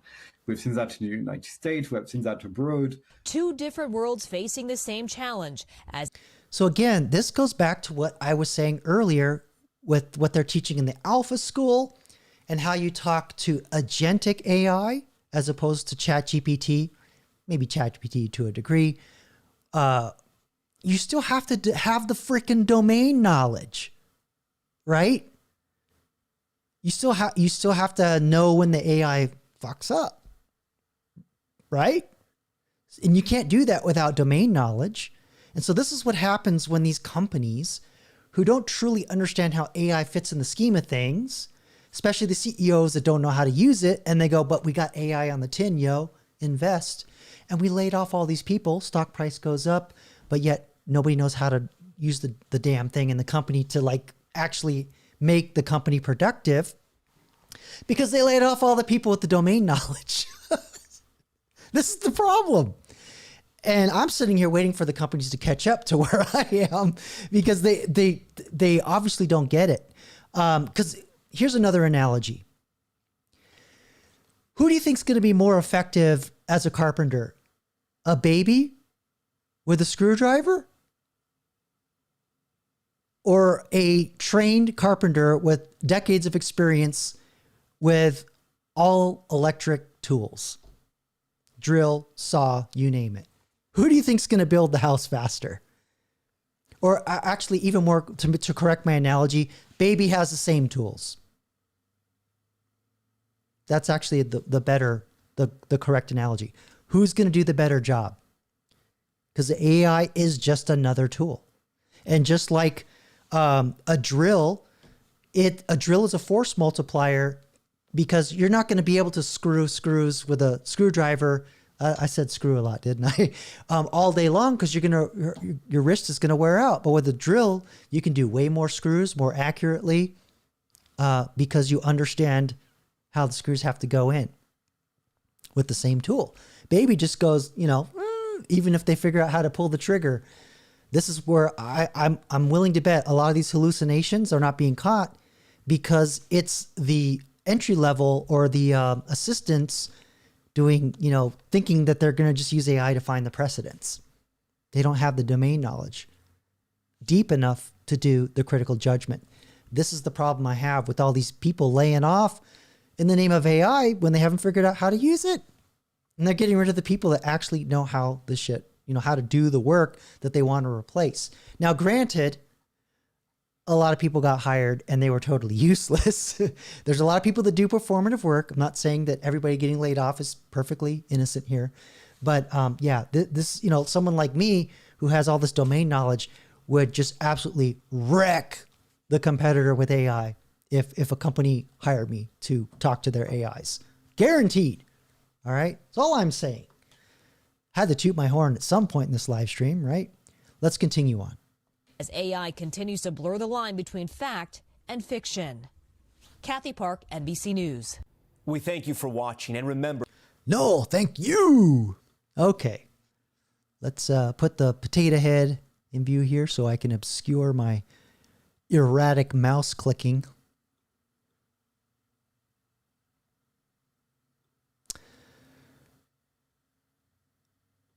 Yeah, Batty. What is there to trust in 2026? Like, everything's fake. We got all this AI slop. There's all this fraud, all this tax money being wasted to all these like social net programs. And then all the companies are building these AI data centers, which I haven't really talked much about, but they've basically planned for 200 gigawatts of power and really only 5 have been built. And I think there's like only 10 or 15 more of that 200 that are actually in some semblance of something happening, i.e. they put a wood beam in the ground to maybe put a building that's totally empty. So there's just, everything's just such bullshit right now. I'm so sick of it. Anyway, let's see. Trying not to be cynical, but sometimes it just really wears you out. Speaking of data centers, these things are kind of becoming a menace in some places. There's a video report here I want to show you about what a lot of people deal with when these mega data centers get built. And just to kind of give you an idea, I think most data centers, or I think the larger data centers that more people kind of know about, they're like an office building, maybe like a warehouse. And some of these newer ones, and those are like maybe 1 to 3 gigawatts, right? You don't have to like really understand what the gigawatts are, but just in terms of like amount of electricity they have to run, right? Some of these data centers they're planning are almost as big as frickin' Manhattan and are planned to consume 100 gigawatts. I mean, that's absolutely mind-blowing. And it's never been done before, but yet they're designing and planning for it. And, like I was saying, architects never actually build the thing, but on theory and everything, the paper, everything looks good. But no one's ever done it before. It's wild. Oh, it looks like I got you guys talking. See, what are you saying here? Lily says, I was just thinking about how crap it would be to own a house and have a data center built next to you. Oh, we're gonna see how crap it really is in a second. You wouldn't be able to sell your house. Yeah, you might as well just like say, hey, yo, you want to put some racks in here? I'll charge a lower rate than your buddy over there. I have a gigabyte of bandwidth. Yeah, 1.21 gigawatts. I believe it was 1.21 gigawatts, right? To make the DeLorean hit the time wall at 88 miles per hour. All right, let's watch this report. So imagine what it would be like if you just had a helicopter that was hovering over your neighborhood all day and all night. It's kind of what it sounds like at a data center in the Ashburn area. And then residents started to notice that there was just a constant humming again and again and again over the weekend. Well, tonight, Northern Virginia Bureau Chief Julie Carey found the trouble spot and tried to find out why this data center is so noisy.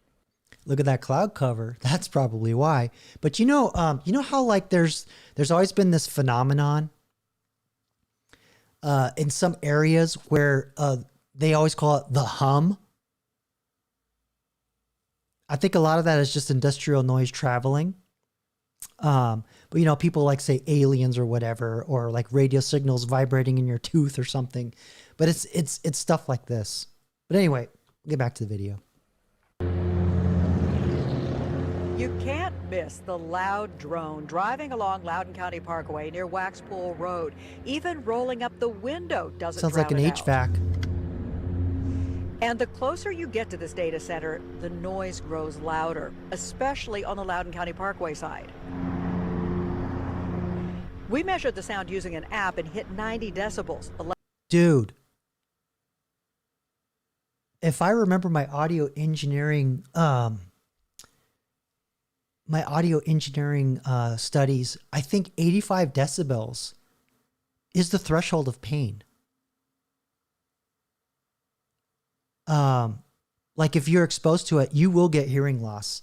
Let me just, 93 is no joke because decibels are exponential. So like 1 to 2 decibels, I think is, is it 10 times as much? I can't remember. Let's ask, just so you get an idea of scale here. Let's ask Jiminy Cricket here.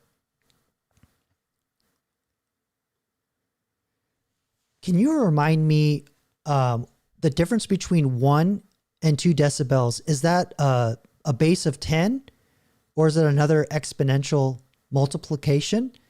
And also, where's the threshold of pain to the human hearing, and prolonged exposure causes hearing loss? I recall it being 85 decibels. So we'll see what it is. But yeah, 93 is no joke. That's OSHA violation. I'm pretty sure. It's twice as, okay, so 1 to 3 is 2 times as much. 10 decibels is 10 intensity. 20 is 100 time intensity. Going from 1 to 20. Let's see. This is why I jumped from 90 decibels. Oh, you can see it. I wasn't sure if you could see it. To 100 is huge. It's 10 times more sound energy. Let's see. Okay. My memory is wrong. It's 120 to 130. That's like eardrum pain. But I think it was 80 to 85 is where hearing loss can, like regular prolonged exposure, you'll get hearing loss. Let me ask the AI. Yeah, here we go. 85 decibels is where long exposure can cause hearing loss. So you're living in your house, hearing this hum at 93 decibels. I mean, granted, that's near the data center, but you know, how far does that drop off if you live right next door to it? You're going to lose hearing. That's crazy.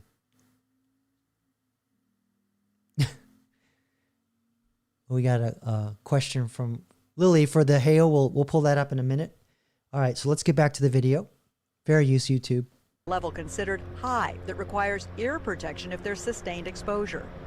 Some residents started posting about the noise on the Ring app over the weekend. What?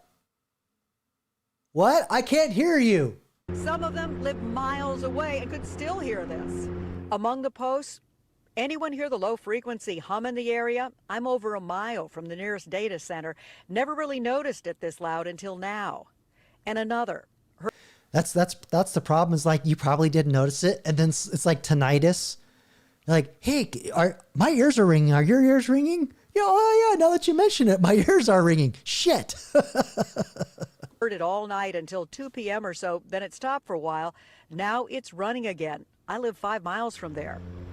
Yet another resident reported driving by and seeing black smoke coming from the top, something we saw too.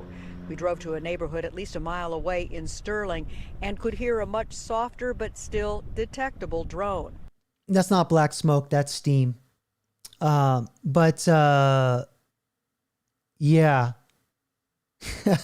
Imagine Raymond. Oh, I didn't know you were a Raymond viewer, Lily. I'm surprised that you watch him, given your feelings on the red pill. But yeah, you would definitely lose a shit. You know, I had, during the lockdowns, I moved into an apartment complex, sight unseen.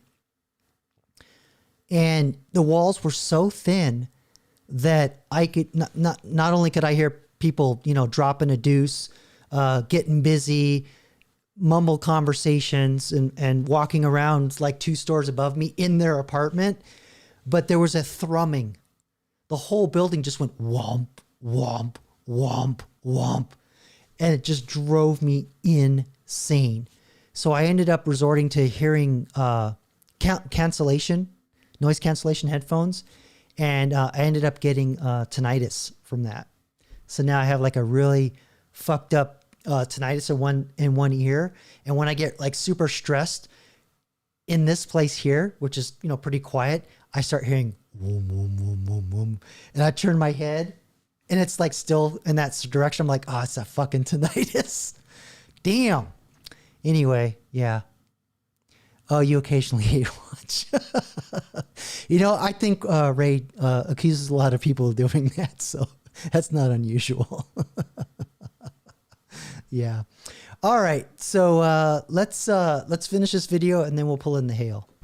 We learned this is one of several Cloud HQ data centers in the area. At a shopping center across Waxpool on the quieter data center side, we asked folks grabbing lunch to listen. Did you notice that drone at all when you were over here? I mean, not really. I mean, now that you mention it, I can see it, obviously. I know now I can definitely see. It's like it's gonna be like a zombie outbreak. I just bit you. You're infected, right? I am infected. No, you can definitely hear it. It's very, it's not pleasant. Take a listen. Does that seem different to you? It does. It's a little loud. I can say that's the first time I'm actually hearing it now that you mentioned it to me. See? Bothersome if you had to be around it all day? Luckily, I'm not around it. I drive past it. Loudoun County, of course, known now as the data center digital reality, where we blow you away. Capital of the world. But for comparison, this is what the other nearby data centers sound like. A Loudoun County spokesman confirms zoning enforcement has received a complaint and will investigate. In Ashburn, Virginia, I'm Julie Carey, News 4. They'll investigate. What are they going to do? Give me a break. I'll tell you what, though. If the transition with the AI layoffs really start kicking off in earnest, we all know where the people are going to go. Which brings me to Lily's question, because I kind of think I know where you're going with this, that you want to ask the Hail 9000, which is, can you fly drones over data centers? Not to be conflated with what I thought you were asking, can you fly drones into data centers? Okay, but actually I don't think you can. Both physically because of all the draft, but also I think there's probably some like airspace rules around that. But let's we'll send that up and see what the Hail says. Let me pull up my little fancy schmancy dashboard here. Where's my mouse? There we go. All right. Just check. All right, let's see what the Hail says. I can't help but think that flying drones over data centers raises concerns about privacy and security. Generally, airspace over such sensitive locations is restricted due to the potential risks involved. it's important to consider regulatory guidelines and any necessary permissions before proceeding with such actions. Yeah, also too, there are regulations around how big of a drone you can own in the States, how high you can go. And there was a size of a drone that DJI made. I was getting ready to buy, and they literally passed the laws outlawing them, not because they didn't want the drones, but because China was putting some bullshit software in there. A surprise. But yeah, they were just small enough to where I didn't have to take, there's a general certification you have to get to basically say, yes, I understand. I won't fly into power lines, and I won't, look in people's windows and shit like that. But once you get over that size and weight, you actually have to take like some kind of aviation standard course. So that basically you understand that like you can only go so high in certain areas because that's reserved for the prop planes, and then that's reserved for the airlines and that kind of stuff. Air traffic control related, I want to say regulations and standards. But not only that, I mean, data centers, you don't know really what's going to be in there. That data center could have the government version of AWS in there.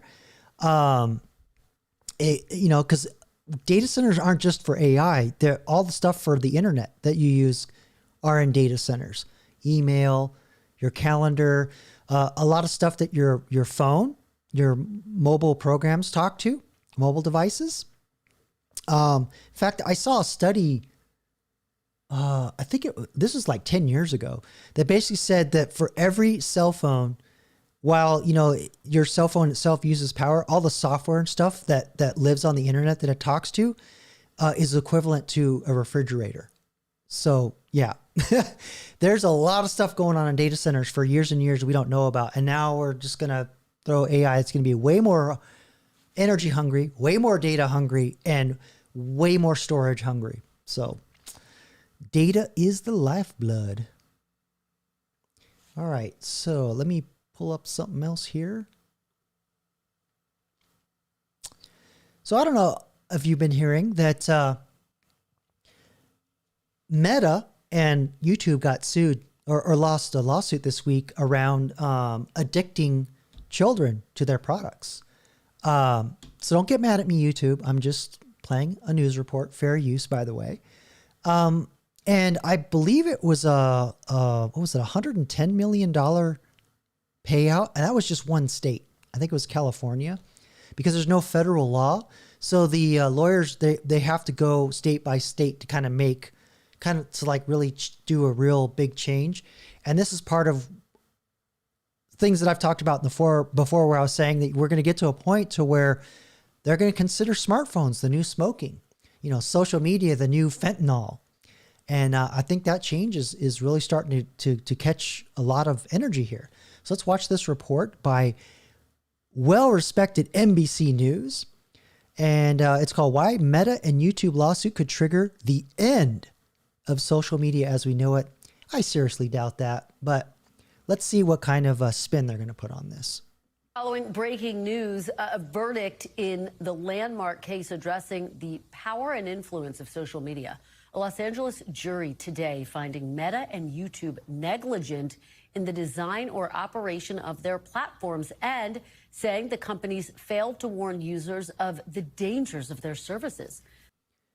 Could that negligence have been exacerbated by the use of AI to enforce certain algorithmic proclivities? Could that be related? I wonder. The jurors found that the tech giant's platforms harmed a young user with features that made her addicted and led to mental health problems. The trial, which included testimony from Meta CEO Mark Zuckerberg, was the first lawsuit of its kind to go to trial. In separate statements, Meta and Google, YouTube's parent company, saying they disagree with today's verdict and plan to appeal. Of course they do. Today's verdict comes just one day after a jury in New Mexico ordered Meta to pay $375 million. Oh, I was way off.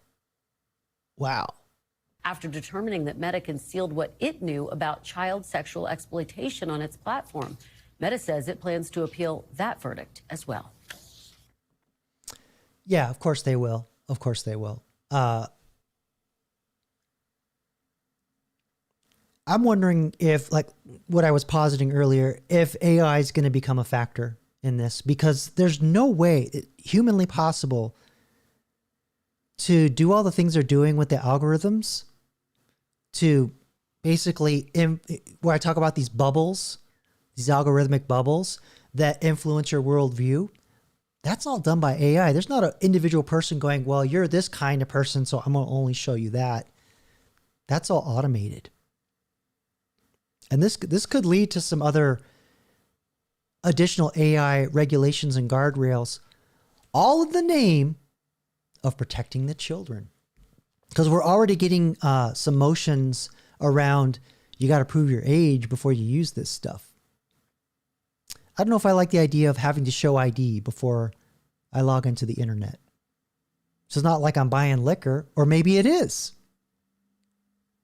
Maybe I am buying a drug or using a drug.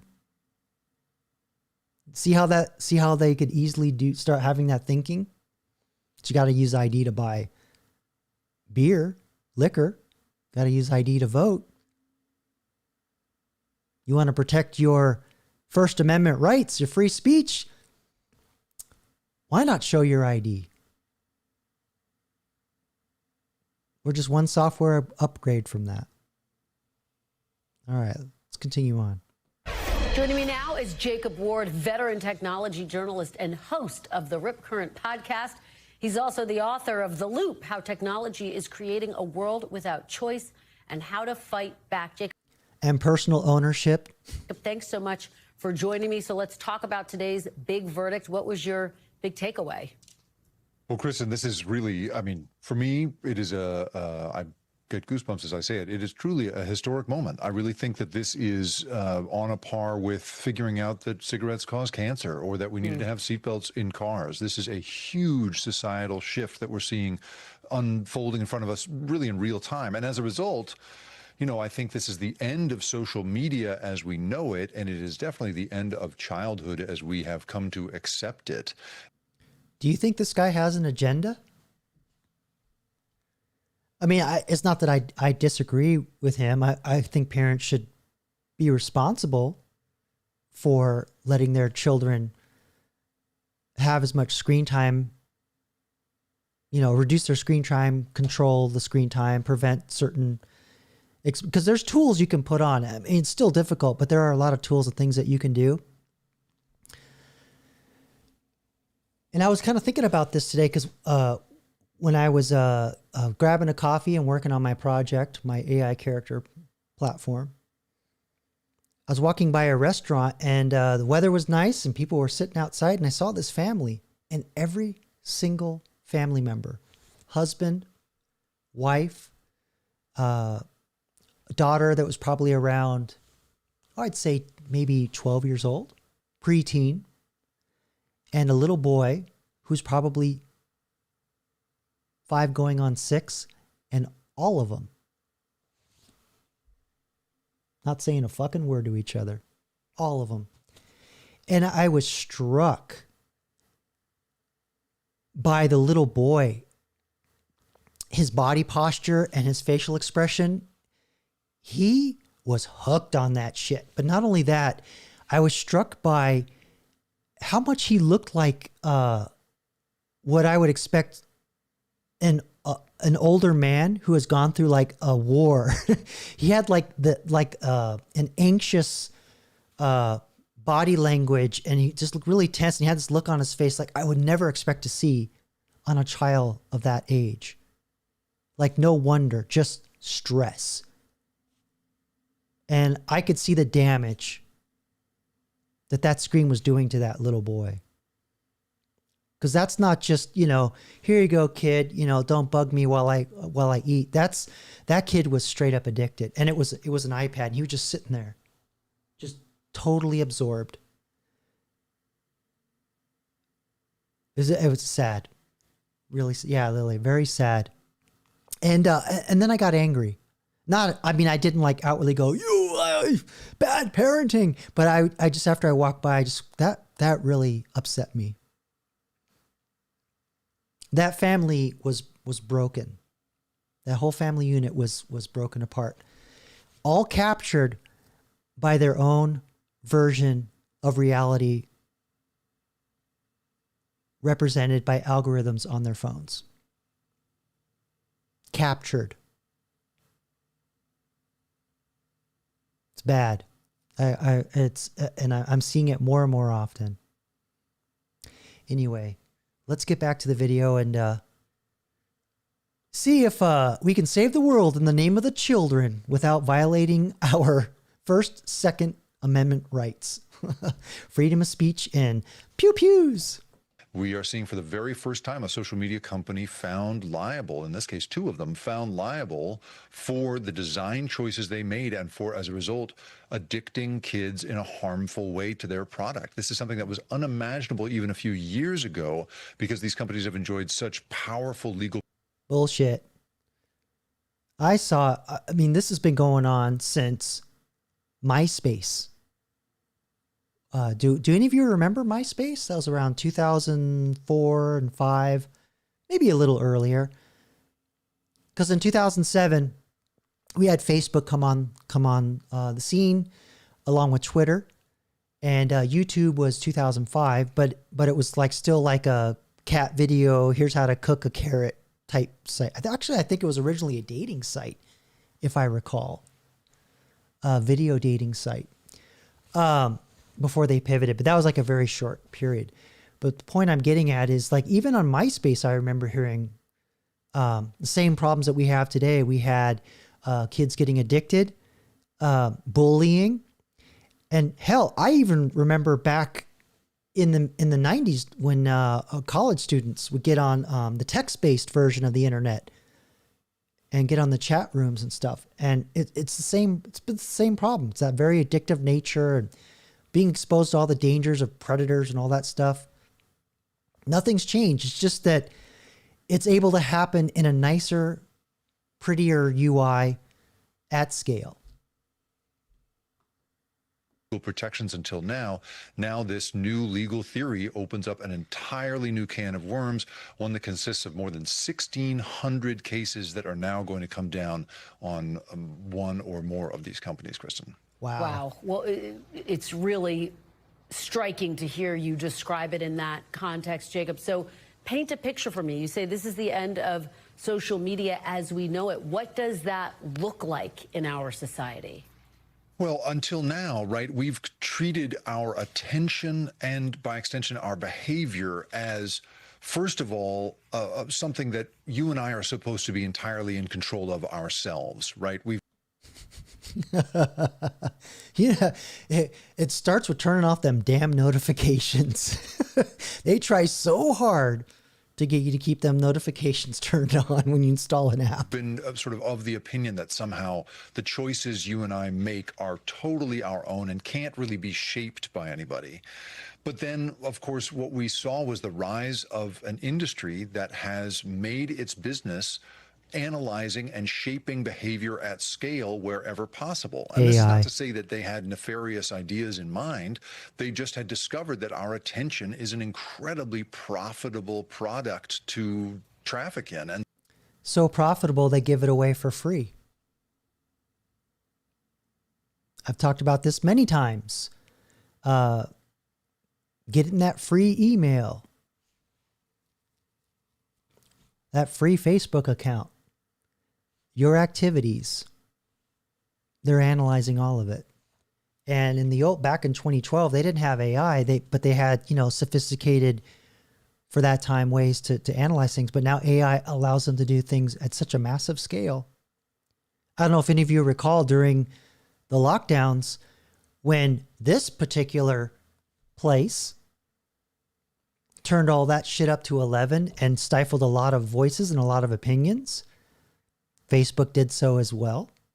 And it's come out since that, well, at least Google said that they were told to do so by the administration in that time frame. How convenient.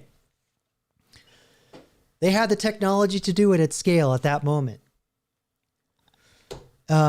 Came out later on that Twitter, now X, had a special portal for government employees in a certain 3-letter agency that could log in and say, this person's a problem. That post is a problem. Stifle it. And I'm sure they were just talking to an AI at that point.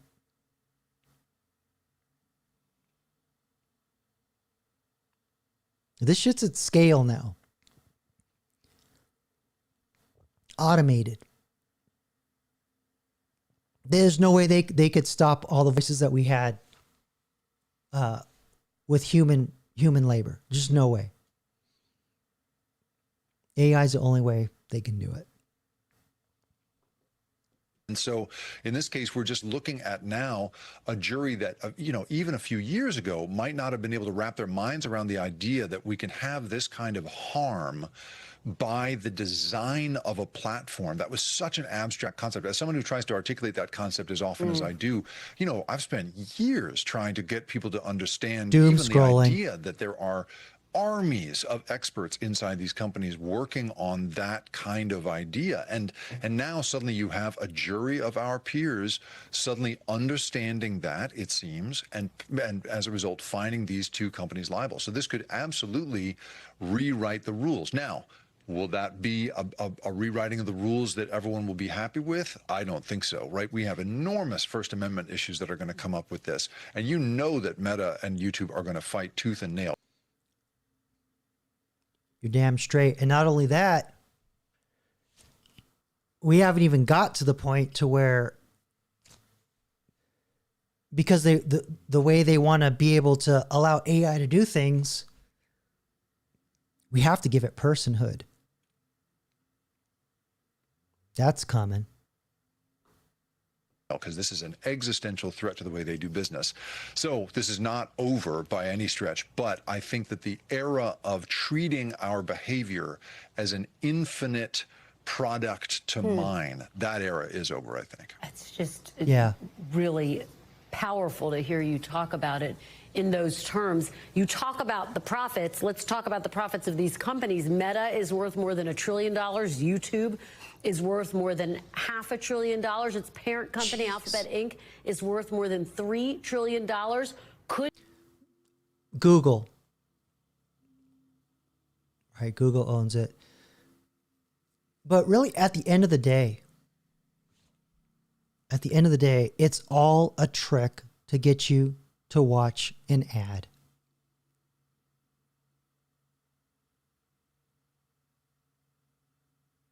Advertising. Could these companies just absorb the cost and keep doing business, find a way to keep doing business as usual?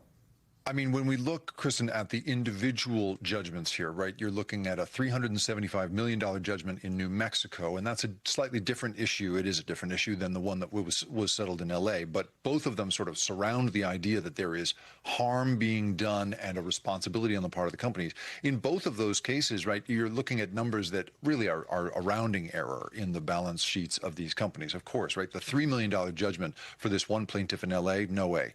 But you look at the 350 other family cases coming down the pipeline. You look at the those alone, if you use this math, 3 million per plaintiff, that ends up being in the billions, right? Or at least over $1 billion. If you look at the math of the school districts, 250 of which are lined up to file suit. Wow. And you think about thousands of students per school district, you're suddenly getting... Yeah, all these teachers finally getting tired of the devices in the classroom. But this, again, there's some coordinated effort to start bringing all these cases at the state level to get something to happen at the federal level. This isn't something that necessarily happens organically. There's big money in this. This wouldn't happen naturally. There's too much money on the line. Getting to some very large numbers. And so whether these companies can afford this in a dollars and cents way, I think we'll figure that out. Time will tell. But the incentive, which they did not face before now, is to change the way they do business because there is suddenly liability. In the United States, Kristen, we don't make a lot of changes to how companies do business, or, companies don't make. Stop stifling voices. That's a first big step. Open the algorithm so that you're exposed to other sides of a debate. Because there's that AI bubble that I talk about all the time. That's a first good step that they can do, so to speak, in good faith. Stop all this censorship bullshit. A change unless there's financial harm. This was an industry so enormous that we couldn't have imagined doing enough financial harm to make it possible for them to even consider changing. Now those incentives are shifting in a way that we haven't seen, I would say, since the era of big tobacco, since the era of lead paint, right? These are enormous kinds of judgments that have to come through for a company to consider changing how they do business. And so I just think that we're probably, even though we're going to see endless appeal, this is not by any means settled in court, I think that it is for the first time operating at a scale that really touches these companies in a very new way. Look, before I let you go, I do have to shift gears. I want to show you. To alter a phrasing from somebody we know, grab them by the pocketbook. You this sort of extraordinary scene at the White House today. An AI-powered robot. All right. They're drifting from the topic. We already watched that anyway. So I'm just curious, any of y'all in the chat, what's your experience been personally with your relationship with social media and what you see in other family members? Basically, I only use YouTube, and I don't know if that's technically social media. At the end of the day, it's a very different thing happening, but there's still the AI driven algorithms and things that do the censoring and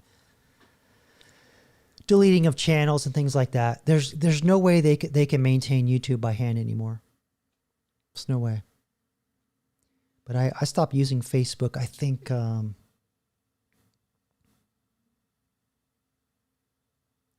want to say 2017, maybe 18. And I went on there and said, hey, you want to get a hold of me, it ain't on here. And if you have my phone number, you know how to get a hold of me. If you don't have my phone number, I don't want you to get a hold of me. That's literally what I said. And yeah, I never got on Instagram. I never got on TikTok. I do have a Twitter account, but I never use it. I just only kind of use it to like find stuff. That's basically it. Yeah, so Lily, you're saying you only use YouTube. Oh, yeah. You don't like your niece making videos on TikTok. Do you find that she has like, I don't want to say narcissistic tendencies, but she's constantly looking for maybe has an unhealthy level of the need for approval of her peer group? Just curious.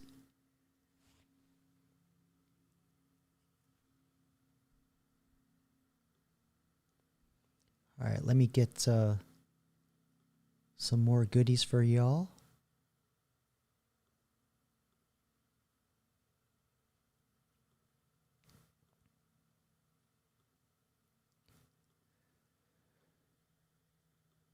All right, let's lighten things a little bit. I know I kind of went a little dystopic there, but oh, Lily's answering. You say just silly girl stuff. A very quiet child and sweet and kind. Okay, that's good. There's still hope. There's still hope. If you kill the master vampire, the curse will go away. Yeah, I mean, I was pretty quiet growing up. I didn't really have a lot of friends. Let's see. But the friends I had were like, like very small, limited, and high quality. I wouldn't just like make friends to be friends. Okay.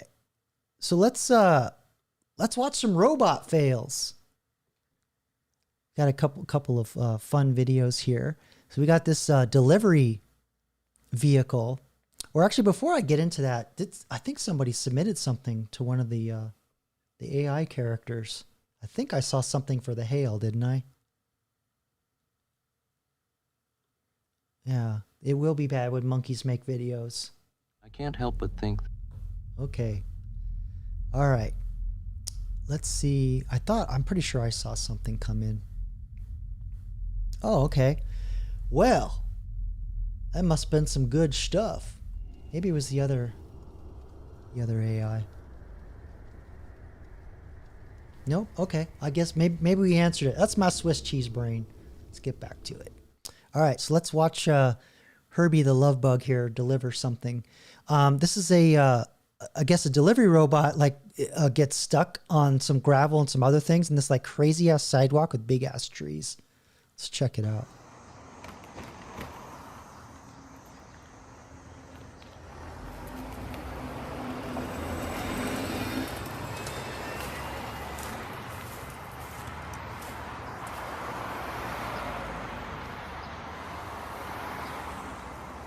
It's like all that computational power is like driving up the delivery cost.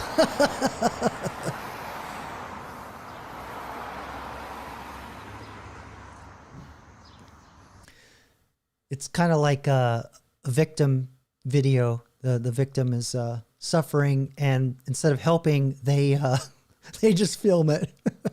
Crazy.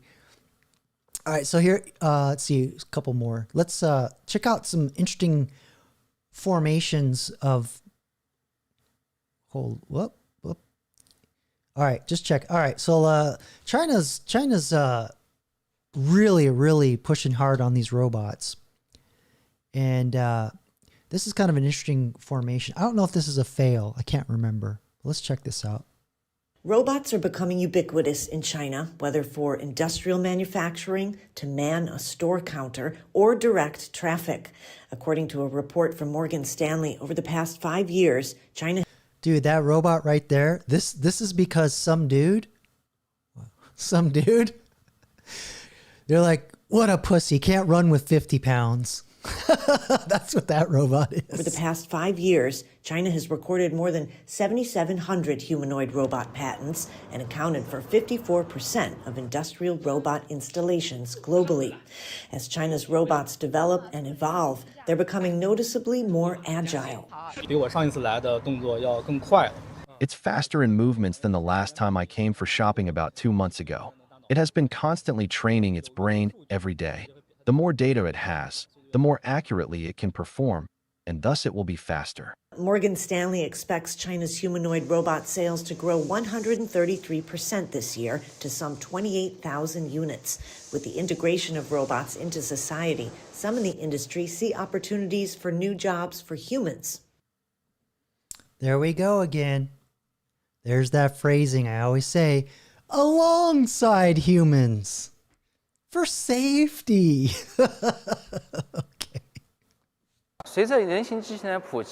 With the widespread use of humanoid robots, I think some new jobs will emerge. For instance, robot algorithm engineers, robot operation and maintenance engineers, after-sales engineers. Yeah, you see that right there? They're training. That's the a person that probably did that job by hand is now training the robot how to do it. After-sales engineers and industry solution engineers. Why am I laughing? New services and new business forms in the future will bring about new jobs. By the year 2036, the report predicts that more than 25 million humanoid robots will be in use around the world. So there you go.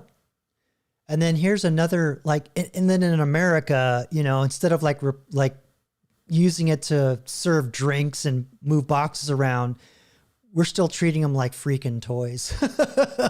So here we go. A North Dallas startup turns humanoid robots into the hottest guests at local events. So let's see what hype they got going on here. They are becoming the most popular guests at parties, weddings, and conventions. That's robots. They can walk, talk, and do a whole lot more. And now available, yes, to rent. Bro, why are you yelling? Our JD Miles today visited one of the few robot rental businesses in all the nation. It's a story you'll only see right here on CBS News Texas. That's probably copywritten. So basically, they're just making the robots do bottle service. There goes another hooker job. I'm a dancer. All right, I'm sorry. Day conference. Been kicked out of a shopping mall. And suddenly you had a bunch of security people. And used as a social media influencer with more than 5,000 followers. So we thought it was very important to teach Benji, our robot, about kindness and giving back to others. He'll pitch your product, he'll talk to people. Talk about virtue signaling. Too lazy to virtual signal yourself. You get your robot to do it by buying toys and putting it in the carts. This is so fucking pathetic. You guys are the best. The robot studio in North Dallas didn't exist until last fall. Because he's going to do a kick soon in this dance. When Aaron Medizada decided to start a business offering humanoids. Nice to meet you, Benji. For rent. We're all seeing so many different amazing robotic presentations, but regular people are not getting to interact with robots. So we decided we're going to start like building up a fleet of robots. That fleet of robots has been a hit at parties and conventions, according to the owner. Customers until it isn't. Until it isn't. Like, don't just want to see a robot walk around. They want to see like do something. Like, what can it do, right? They dance, tell jokes, and even what splendid questions shall we prepare for? Gave us interviews. Do you enjoy entertaining at parties? Indeed I do, sir. Nothing delights me more than regaling guests with witty tales, elegant parlor tricks, or a perfectly timed riddle. Benji, what if I say to you 6'7"? This one right here could do kung fu. Stewie is one of the newer robots who's only about half the size of the others. Stewie, are you jealous of these bigger robots? Oh my word, jealous? Not a bit, old bean. I'm thrilled with my clever little booster K1 body. Talking like a hobbit. Get out of here. A recent appearance by Benji at Stonebriar Mall in Frisco drew a lot of attention. So much so that security ordered the robot and his handlers to leave. They almost arrested Benji, believe it or not. I think, honestly, they're a little robophobic. Right now, the company has...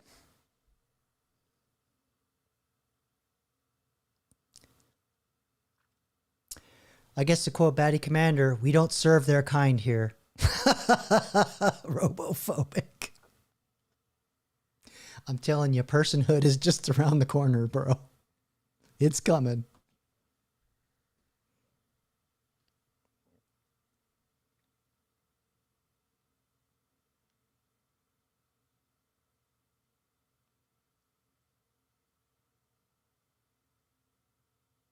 Jeez.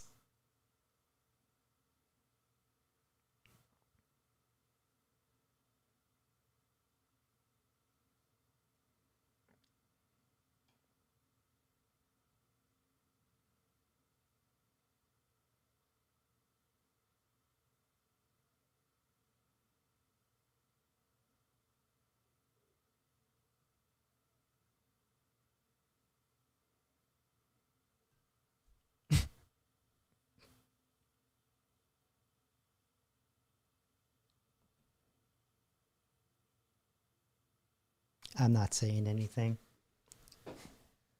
I could.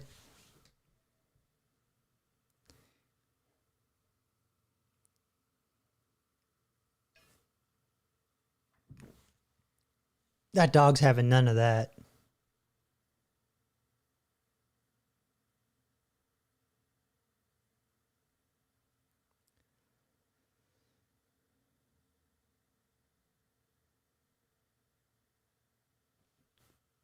What is this you're saying? I don't see a dog. I don't get it. Explain. Okay, here, let me see. Okay, now we're gonna amp up. We're gonna amp up the robot fails. This is gonna be. I'm building up to this all night. All right, let's go. We don't see what you're watching. Maybe I'm getting tired. I don't see the humor. Sorry, Batty. Okay, let's get back to it. Already. Already.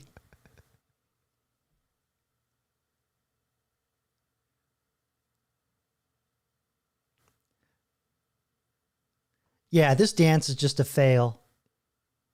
Oh wait, you can't see what I'm looking at. Let me start over. Sorry, kids. Good thing I don't do this for a living. Okay, here we go. Damn.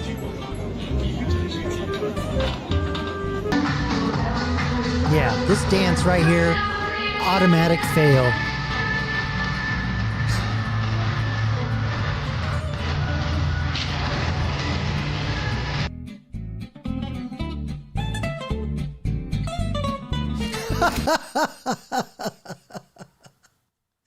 Must be a Trump fan. Although he can't detect gender very well. Oh, hell no. Hell no. Yeah, I'm going to get copyright stricken. This music's going to get me. Here. Jeez. What are you doing? Stop. Stop. That's not going to work. Oh my God.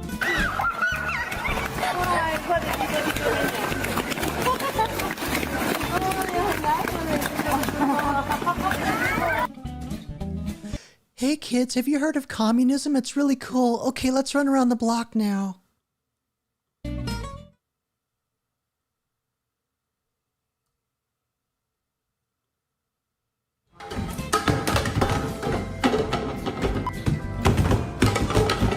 Shit, that's me cooking. That's that same one that went into the mirror.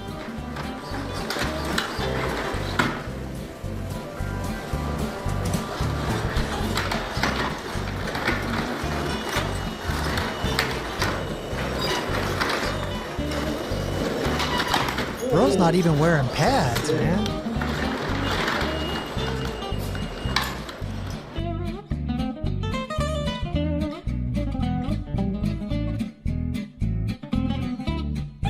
Blew a gasket.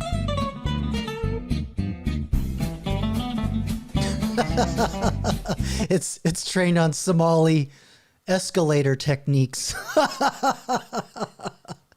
Oh, I said it out loud. They're coming for me now. Oh, jeez. Oh, this is so wrong.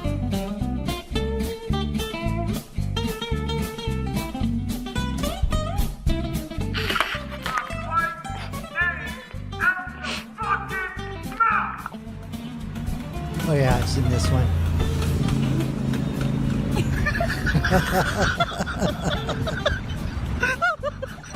That's messed up.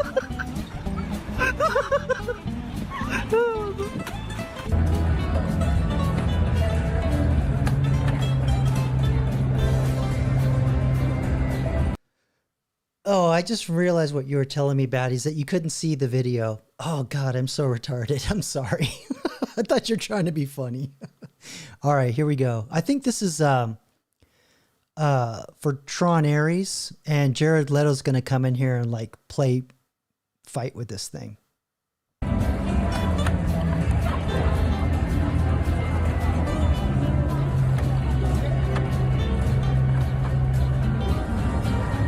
Yeah, just stand there.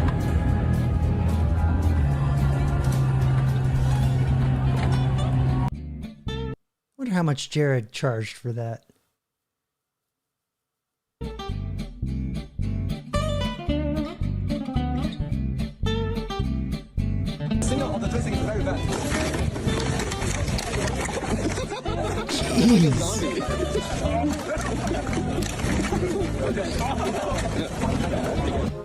Yeah, these Unitrees, that's what that last robot was. They're actually like the de facto robots that people are learning to like train physical AI and robotics on. So if you want to get into that field, that's the tool you'll want.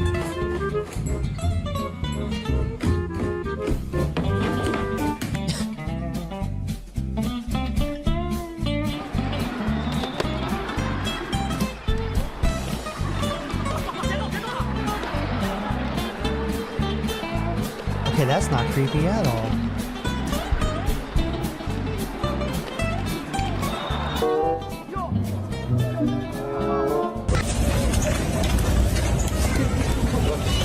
Oh my god!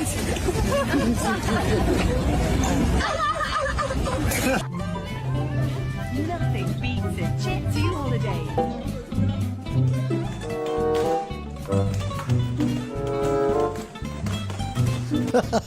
That's meant me after a good shit.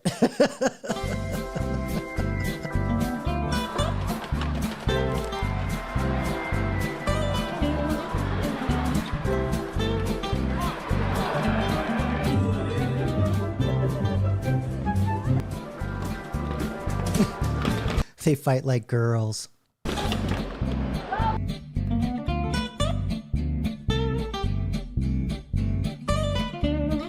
Oh, man, I know there's no gender there, but I felt that. I felt that. Yeah, Batty, I hear you. Build them to look like the Terminators already. Let's just get to it. Right in the taint.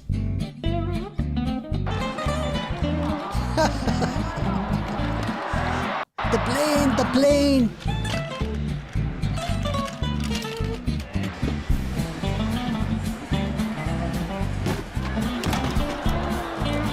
What's interesting about these events, these robot Olympics, they had to program all this stuff by hand, and now they put like a LLM or generative AI brain in them. And the strides they've made with these things are absolutely incredible. Like just even 4 or 5 years ago, they wouldn't be able to do half this shit.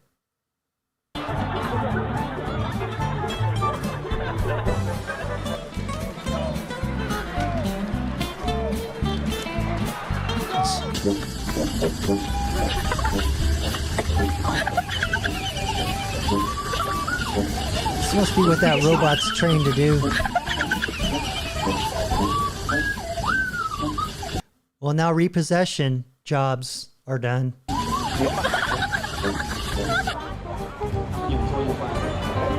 Good, how are you? I'm doing awesome. What's your name, sir? John.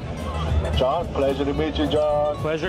By the way, this is when Tesla launched their, I forgot what the robot's called, and at the time they were still remote controlled. So that's a person controlling that robot and talking through it, and that's part of the early training process. Pleasure to meet you as well. Hi. Would you like to pick your chocolate, sir? Yes, I would. Which one would you prefer, sir? What flavors do you have? Ooh, this is sugar, this is chocolate, vanilla, and dark chocolate. I'll do chocolate. Right on. Here we come on with chocolate. Here you go, sir. Thank you. My pleasure.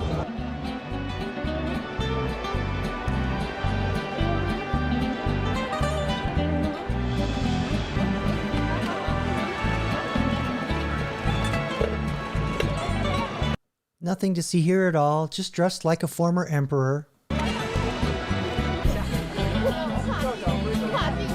Well, it's actually a soldier. Still not good. Con cuidado.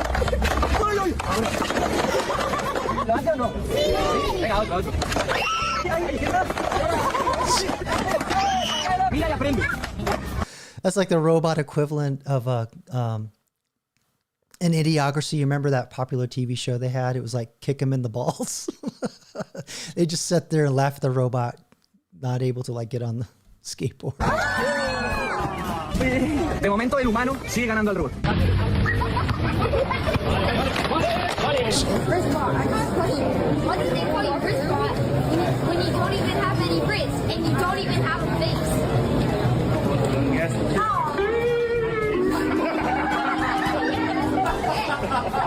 Grab one. Yes. Oh. Eduardo, can you come back? I'll take mine. That's crazy. No, that's one of the big events. They did a Tesla restaurant in LA, and a very famous influencer, or well-known influencer, German in Venice, was there, and he was talking to the robot. That was human controlled as well. Don't mess it up. Oh.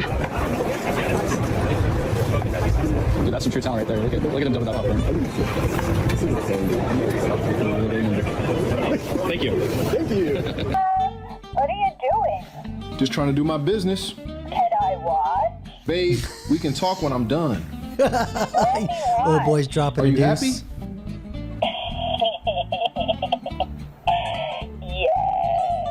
Huh? Special delivery! It's me! Can I hang out? With snacks? Can you open this mostly up to you? It's gonna get cold in here. Now it's gonna get steamy up there. It's lonely out there. I can't do it. Do you wanna come in? I thought you'd never ask. Are you having fun? Hey! Yeah.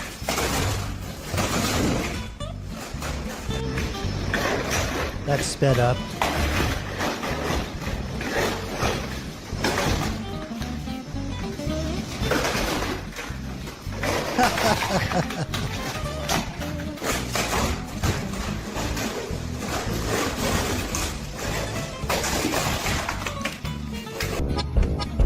That robot's learning. One of these days, he can turn around and give that dude a roundhouse right to the face.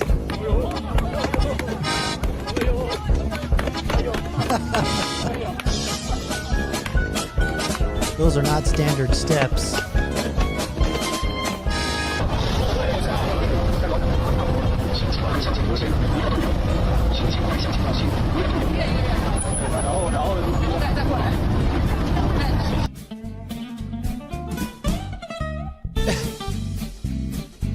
I thought that was a human. That's pretty good.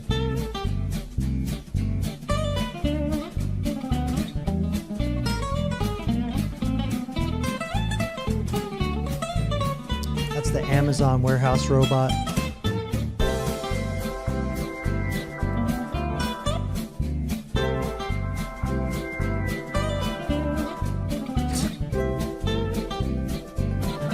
Even Jeff Bezos can fail.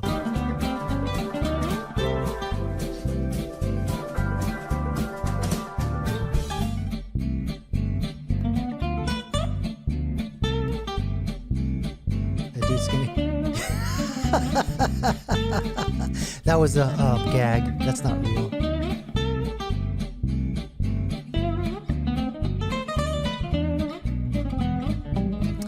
Oh yeah, the supposed robot attacking humans.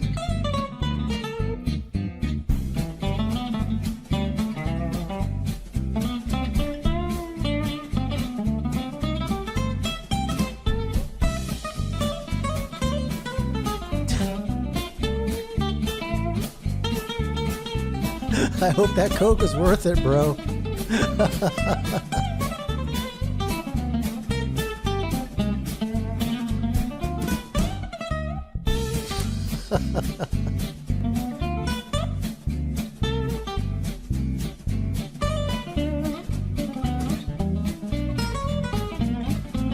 Yeah, it's Robot Olympics.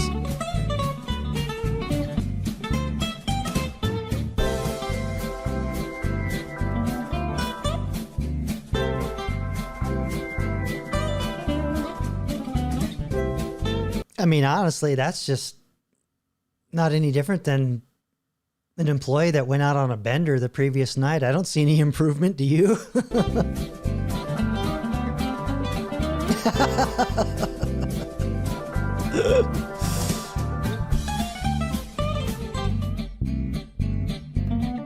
Put a brush on it, you killed two birds with one stone.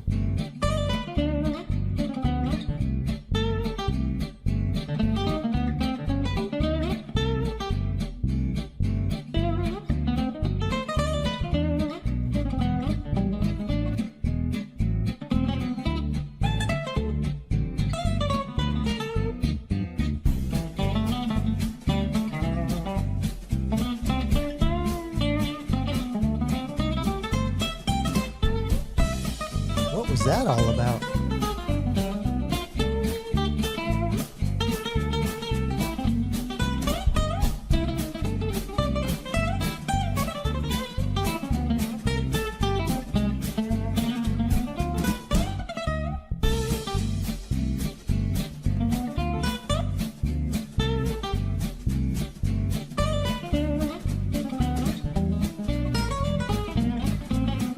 Yeah, I think a lot of this stuff is pre-AI Robot Olympics.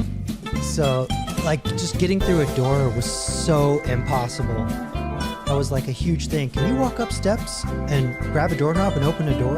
Now it's trivial.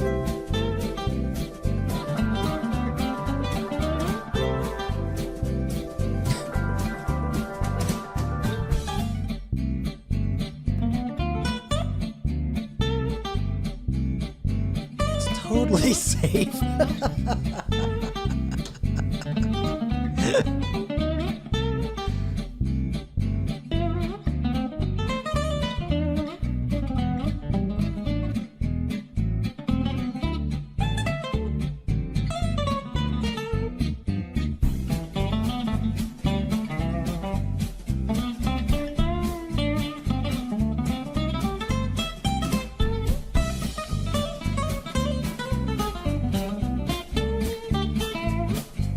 Have some hot dog with your ketchup.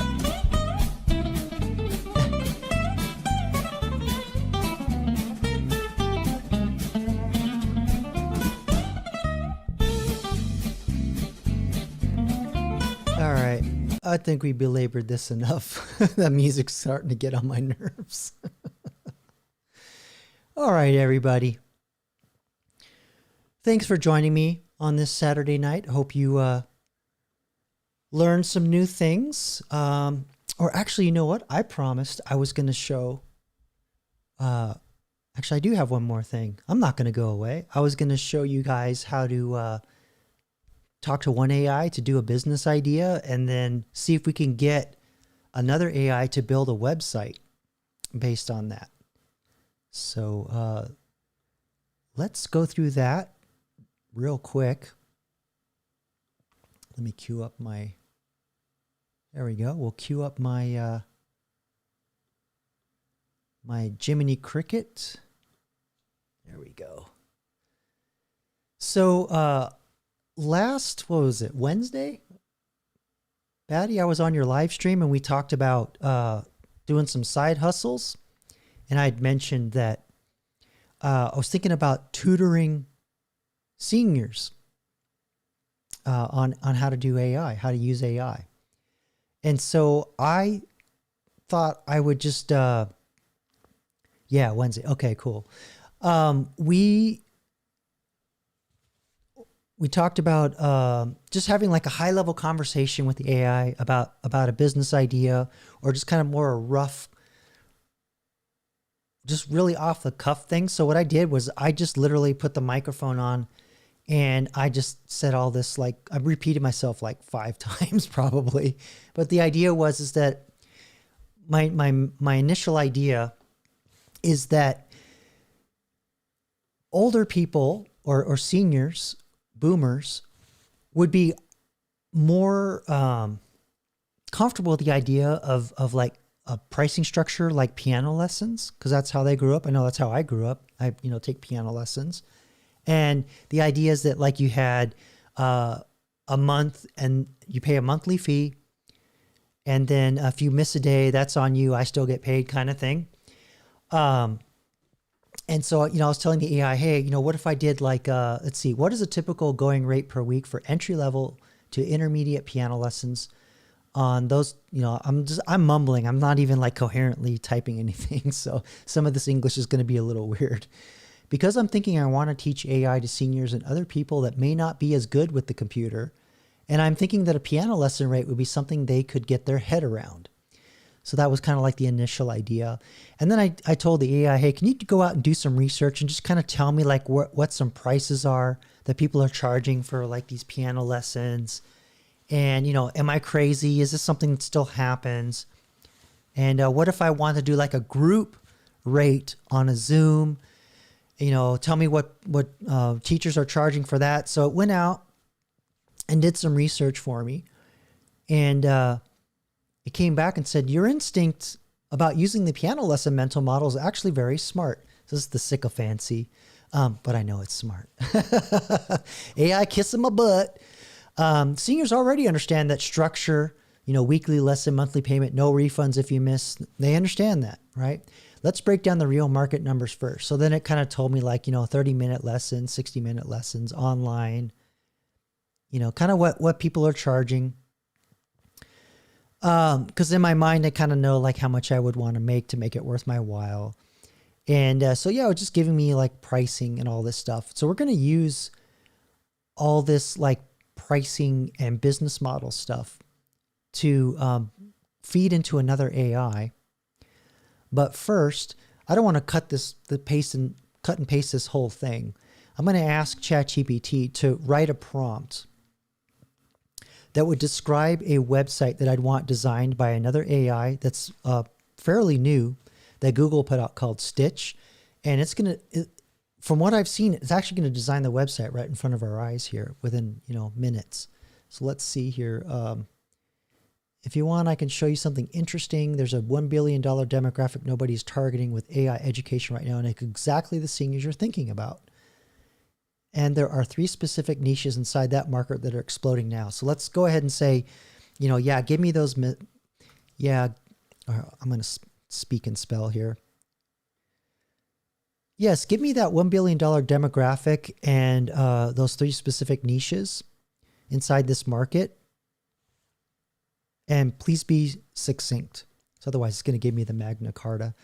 So again, this is part of just having like ongoing conversations to build the context around the larger idea of what we're going to eventually do. And this ongoing conversation, while it's not literally aligning the AI to what you're doing, it's kind of, for lack of a better term, what I call it, I'm just aligning the AI with what I want it to do by giving it more, having the conversation, encouraging it to tell me more about what I want to do so it understands the market I'm going after, how much I want to charge. And I'm not even like being super businessy or, you know, hey, I'm the CEO, tell me all this stuff. So let's see what it says. AI literacy for seniors. That's actually a pretty good way to put it. Scam protection and AI safety training. Yeah. So like that video where that guy goes around and says, hey, you know, look for the background, look for the flags. Excuse me. Life automation. I think that's going too much. Okay. So let's say I like the first 2 concepts. Automation, I think, is a little too advanced for your average senior. So let's put that aside for now. And I want you to take everything we've talked about, and I want you to write a prompt for another AI that I'm going to use to generate a landing page, a basic website that will describe this pricing structure, these services that focus on seniors. And my name is Gen X Jacob, so I want you, to make it friendly and very approachable, and communicate the idea that I'm all about the one-on-one and the humanness. Still there's a lot of human touch, but I'm going to show you how to use AI and improve your literacy and increase your safety. So I don't really know about the colors. Why don't you just come up with the colors yourself, the theme that you think that would be non-threatening or maybe more warm and friendly to this demographic. And then we're going to take that prompt and paste it into a website generator called Stitch that Google just launched. All right. So I'm just mumbling. I'm not even like thinking very hard on this. Let's just see what happens. So this is part of that hoisting I was talking about, where I get the AI to help me take my crazy Swiss cheese brain idea and actually make it succinct and clear to the target market that I want to talk to, but also create the content that will be in the web page. That's all going to be inferred in this, but it's saying like what the prompt generation is, what the target audience is, the visual style. I already picked some colors. I have no idea what they are. Create a single landing page with the following sections. Learn AI the friendly way. And then, yeah, so here you go. The pricing, all this stuff. So let's copy this whole prompt. And let me see if I can pull up. We'll go over to the other AI here. Let me make sure I have it loaded. I thought I did earlier. I've never used this AI before, by the way. So I don't know how this is going to go, but I have seen demos of it. Here we go. Article. So this is called Stitch AI, or I'm sorry, Stitch with Google. And it's free in beta. They're not charging for it. You can design mobile apps or mobile friendly designs with it. But I'm going to do a desktop web app because we can go back later and say, hey, take my design and make it mobile friendly. Pretty freaking crazy. So I'm going to put this prompt. I'm just going to paste this in. Here we go. Take out this little part. It says, create a simple, friendly landing page website for a service that teaches seniors how to safely and confidently use artificial intelligence tools like ChatGPT. The instructor's brand name is Gen X Jacob. It's actually that. The tone should be warm, patient, trustworthy, and human-focused. Not overly technical. The site should make seniors feel comfortable, respected, and not intimidated by technology. So you like how it inferred all these things that I just described and how I want to help, just from me mumbling, right? I always joke that AI is trained on idiots too.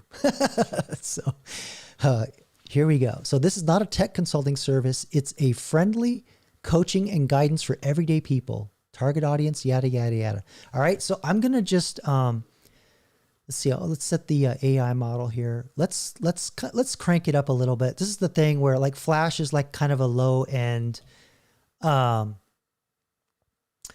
of a lighter model. I'm going to crank it up to like one that's going to think a little deeper because it's free after all. And there's also another mode where you can sit and I could have like done all that ideation that I did in the other AI, but I don't really know how good this one is, and I'm more familiar with ChatGPT and all the other chatbots. But hoisting just works so well, and a lot of times it's just a really cool method where you like get another chance to like double check your work and kind of see what works and what doesn't. So I'm just going to put this on thinking mode. We're not going to ideate or do anything. Let's crank this in and let's just see what the AI does. It's going to create, usually what it does is like, it creates like a theme. And it's like this big like canvas, and it's going to start generating other areas on the canvas. And this is more akin to like what I was talking about earlier, an agent. Right? Okay, there's the theme that it's coming up with. And agents do a lot. They don't just like go out and come back and respond immediately. They'll take a minute and look at your prompt and go, okay, well, this is a complicated problem. There's many steps I have to figure out. Let me figure out what steps these are, and then I'll go off and do each step one at a time. And then it goes off and does that. And that's why this will take several minutes as opposed to seconds. So it's doing some really deep thinking here. I didn't give it any pictures or anything. I didn't tell it to go like scrape my channel or anything. I believe I could to say, hey, go, take my picture. Or I could just upload a picture of me or a thumbnail and say, hey, extract my image out, just like you would do with, like Nano Banana. I've also seen people just do napkin drawings. And then you click this little plus button and upload the image and say, hey, this is kind of what I want it to look like. Oh, shit. Damn. Look at that, Batty. What do you think of that? That's pretty nice. I kind of like that. It's bright. It's friendly. So let's see what we got here. Gen X Jacob. It's got home, meet Jacob, what you'll learn, pricing, book now. Yeah, it is very fast. And, you know, like web design as a job is done. Because, you know, I've talked about, we'll go back in a second, but I've talked about many times how having that domain knowledge, like I can do a lot more, but you could see I just, you know, kind of just blabbed, and I didn't even like say, you know, I want you to use this kind of design technique and, you know, all the like super nerdy shit that I would tell an AI to do with that deep domain knowledge. And this is fine for like a, oops, wrong window. This is fine for like a basic landing page. But like if I wanted to make an application where there's like all these steps and a whole like sign in and a flow and a process, okay, maybe I can get it working for 20, 50, 100 users. But if this thing goes viral and you got to have 10,000 users, totally different ball game. But for just, you know, something, you know, basic, this is perfectly fine. So that's what I was saying, where like having domain knowledge is one thing. And then like quick and dirty, you know, make money overnight kind of stuff. It has its place. It has its place and it's good enough. Right. All right. So let's see what else. Oh, wow. It's asking me already all kinds of other shit in here, but let's just kind of go in here. They got this theme thing here. So I could go in here and click on this and start changing colors, and it'll affect the change in all the pages. Now, the difference with this technology, though, is you do need a little knowledge to export this as the files you need to host on a website.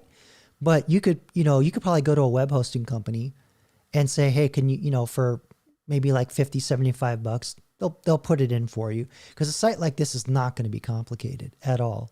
Because you'll click on each one of these things and it'll just scroll down to each section. Because I said landing page, and that's the key there, is it's one big, long, tall page, and each section is linked by these links here. All right, so let's read this. Learn AI the friendly way. Personal coaching to help you understand tools like ChatGPT. Stay safe online and use modern technology with confidence. This is fucking awesome. So let's just say, you can click on this picture. Whoops. Hello. I guess I can't click, or do I have to click on something else here? There we go. Click on that. And I can edit with AI, and I can say, because I tagged the image down here, I can say, let's see. I always wear a charcoal colored fleece hoodie. Actually, let me say red colored fleece hoodie with a V-neck t-shirt. Although tonight I'm sporting Yoda. Anyway. All right. So let's just click that and it'll should change the image. So here's your little indicator here. Can you see that? Yeah. Indicator here telling you what it's doing. It's generating the image. Okay. This is free. So, you know, and I've never used this before. So I don't know how long it's going to take, what's going to happen, but it's saying it's grabbing an image. Of course, Jacob, I'll update your photo and show you wearing your signature red fleece hoodie and V-neck t-shirt to make the brand feel even more personal and authentic. I'll have that updated for you in a moment. Oh, it's going to do another iteration over here. Or maybe it's just going to put the image. I don't know. Like I said, I've only watched demos of this, and this is like, I think like about 2 weeks old. So it's still a little wonk. But while it's doing that, let's read some of this other stuff. Oh yeah, it just totally did. That's fucking crazy. It just did another version. That's wild. Okay, so let's just go back over here and read. Let's see. Here we go. Oh, this is actually really good content. Zoom in. Come on. Meet Gen X Jacob.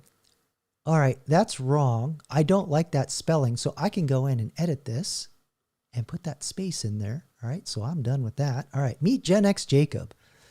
I grew up during the transition from analog to digital, so I understand both worlds. My expertise isn't just the tech. What is it? The tech. Oh, it's in translating robot speak into human language. I believe learning should feel like conversation over coffee, not a classroom lecture. With my patient human guidance, we move at your pace, focusing only on what matters to you. And then it just like hallucinated and said 15 plus years of patient technical guidance. So you see how like this is classic AI hallucination, but you know, it's going like, hey, check this, you know, it's an idea. And I don't know what is going on here, but like, is that a cookie with like a, I don't know. We got some weirdness here, but that's easily fixed. But it's a placeholder. You need it. Here's another section. We can explore together practical skills for the modern world minus the stress. ChatGPT for everyday tasks. Learn how to ask AI, to plan trips, organize your calendar, or explain complex topics like your well, ChatGPT can't really do that. That's agentic AI, but that's you know, cool. I can separate that out. Writing letters. And actually what I didn't tell the AI, one of the ideas that I had, Batty, was kind of sitting down and having like an interview or chat over a coffee and say, hey, you know, what is it? What hobbies do you have? What is it something you always wanted to do that you maybe never had the time or quite the skill you wanted to do? Like maybe you wanted to write a book or make music or do a video or make a movie, which includes all those things, right? And then that would kind of like get me up to speed with what they are, and I can customize what they need to know. So I'm not overwhelming them with the technical jargons and stuff. So yeah, just explaining what my idea is. I don't know if I would charge that much on fixed income, but you know, it laid it out kind of,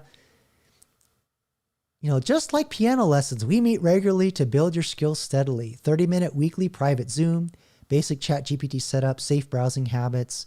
The most popular one, 60-minute weekly private Zoom, AI for writing and research, mobile app configuration. You know, it wouldn't be exactly like this.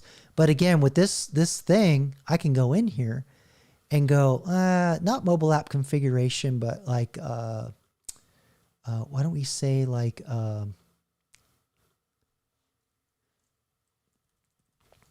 it's like how to use your voice, right? To talk to AI or some shit like that. Let me undo that. But the point is like you can go in and edit this down to the minute detail and then export this as a zip file, which would be all the files you would need to host it on a website. It is for a little more advanced designers, but the point is there are other services like this. I think you said you were using GoDaddy, and they probably would have something similar to this.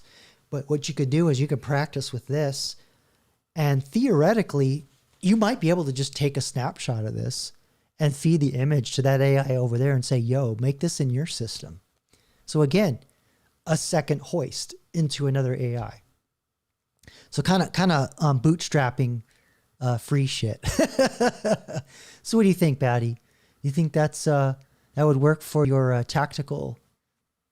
Well, I don't want to be inaccurate. Would you call your business custom tactical gear, or maybe you've not had a thought on what you want to call it? But that's something where the first AI could help you like position, figure out what your target audience is. Yeah, Commander's Kit. So keep an eye out for that for all of you in the replay. And hopefully this helps you too. Thinking, you know, because I'm kind of thinking we're going to get into an era here where we're going to have to start all of us doing some side gigs and earning some cheddar on the side here. So this is a quick way to get going and kind of see what it could potentially be for free, right? So let's see here. I'll put the link to this this Google AI tool. It's free. You just have to log into your Gmail account.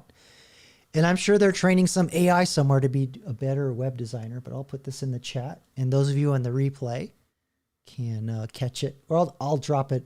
You know what? I'll drop it in the regular comment section after as well.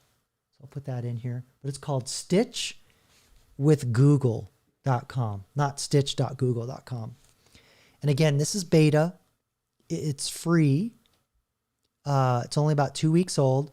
There are other tools that do this, but so far, this is actually probably the most accessible in terms of I can draw something and give it to the AI. I can describe something and give it to the AI, or I can do my hoisting. It's just way more flexible. The other tools, typically they don't like the drawing. They don't, for whatever reason, they don't do that very well or at all. Okay, kids. So that was this week's handy dandy AI tip. So if you made it this far and you like this kind of content and you're watching this in the replay and you haven't subscribed, please do support the channel, subscribe, like the video. And if you want to see more AI tips, tricks, and techniques, put it in the comment below. Even if you give the video a thumb down, I don't give a shit. Just tickle the algo, because I do have people that do that. Yeah, thanks for hanging out with me tonight, everybody. This was a bit longer than usual, but I think it was worth it. We covered a lot of ground. A lot of stuff happened this week. And we're going to see a lot more happening with AI agents, like this stuff that I showed you. This is more like what you would see as an agentic AI, as opposed to a chat bot. So I'm going to show you more tricks that you can do with agentic AI.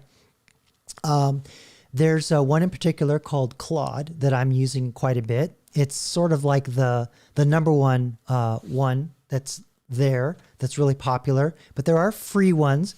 Takes a little more. I mean, there's a free level, but you're going to burn up your free shit right away with this thing. And once I show it to you, you'll understand why. But what's really cool about this agentic AI is that you can give it access.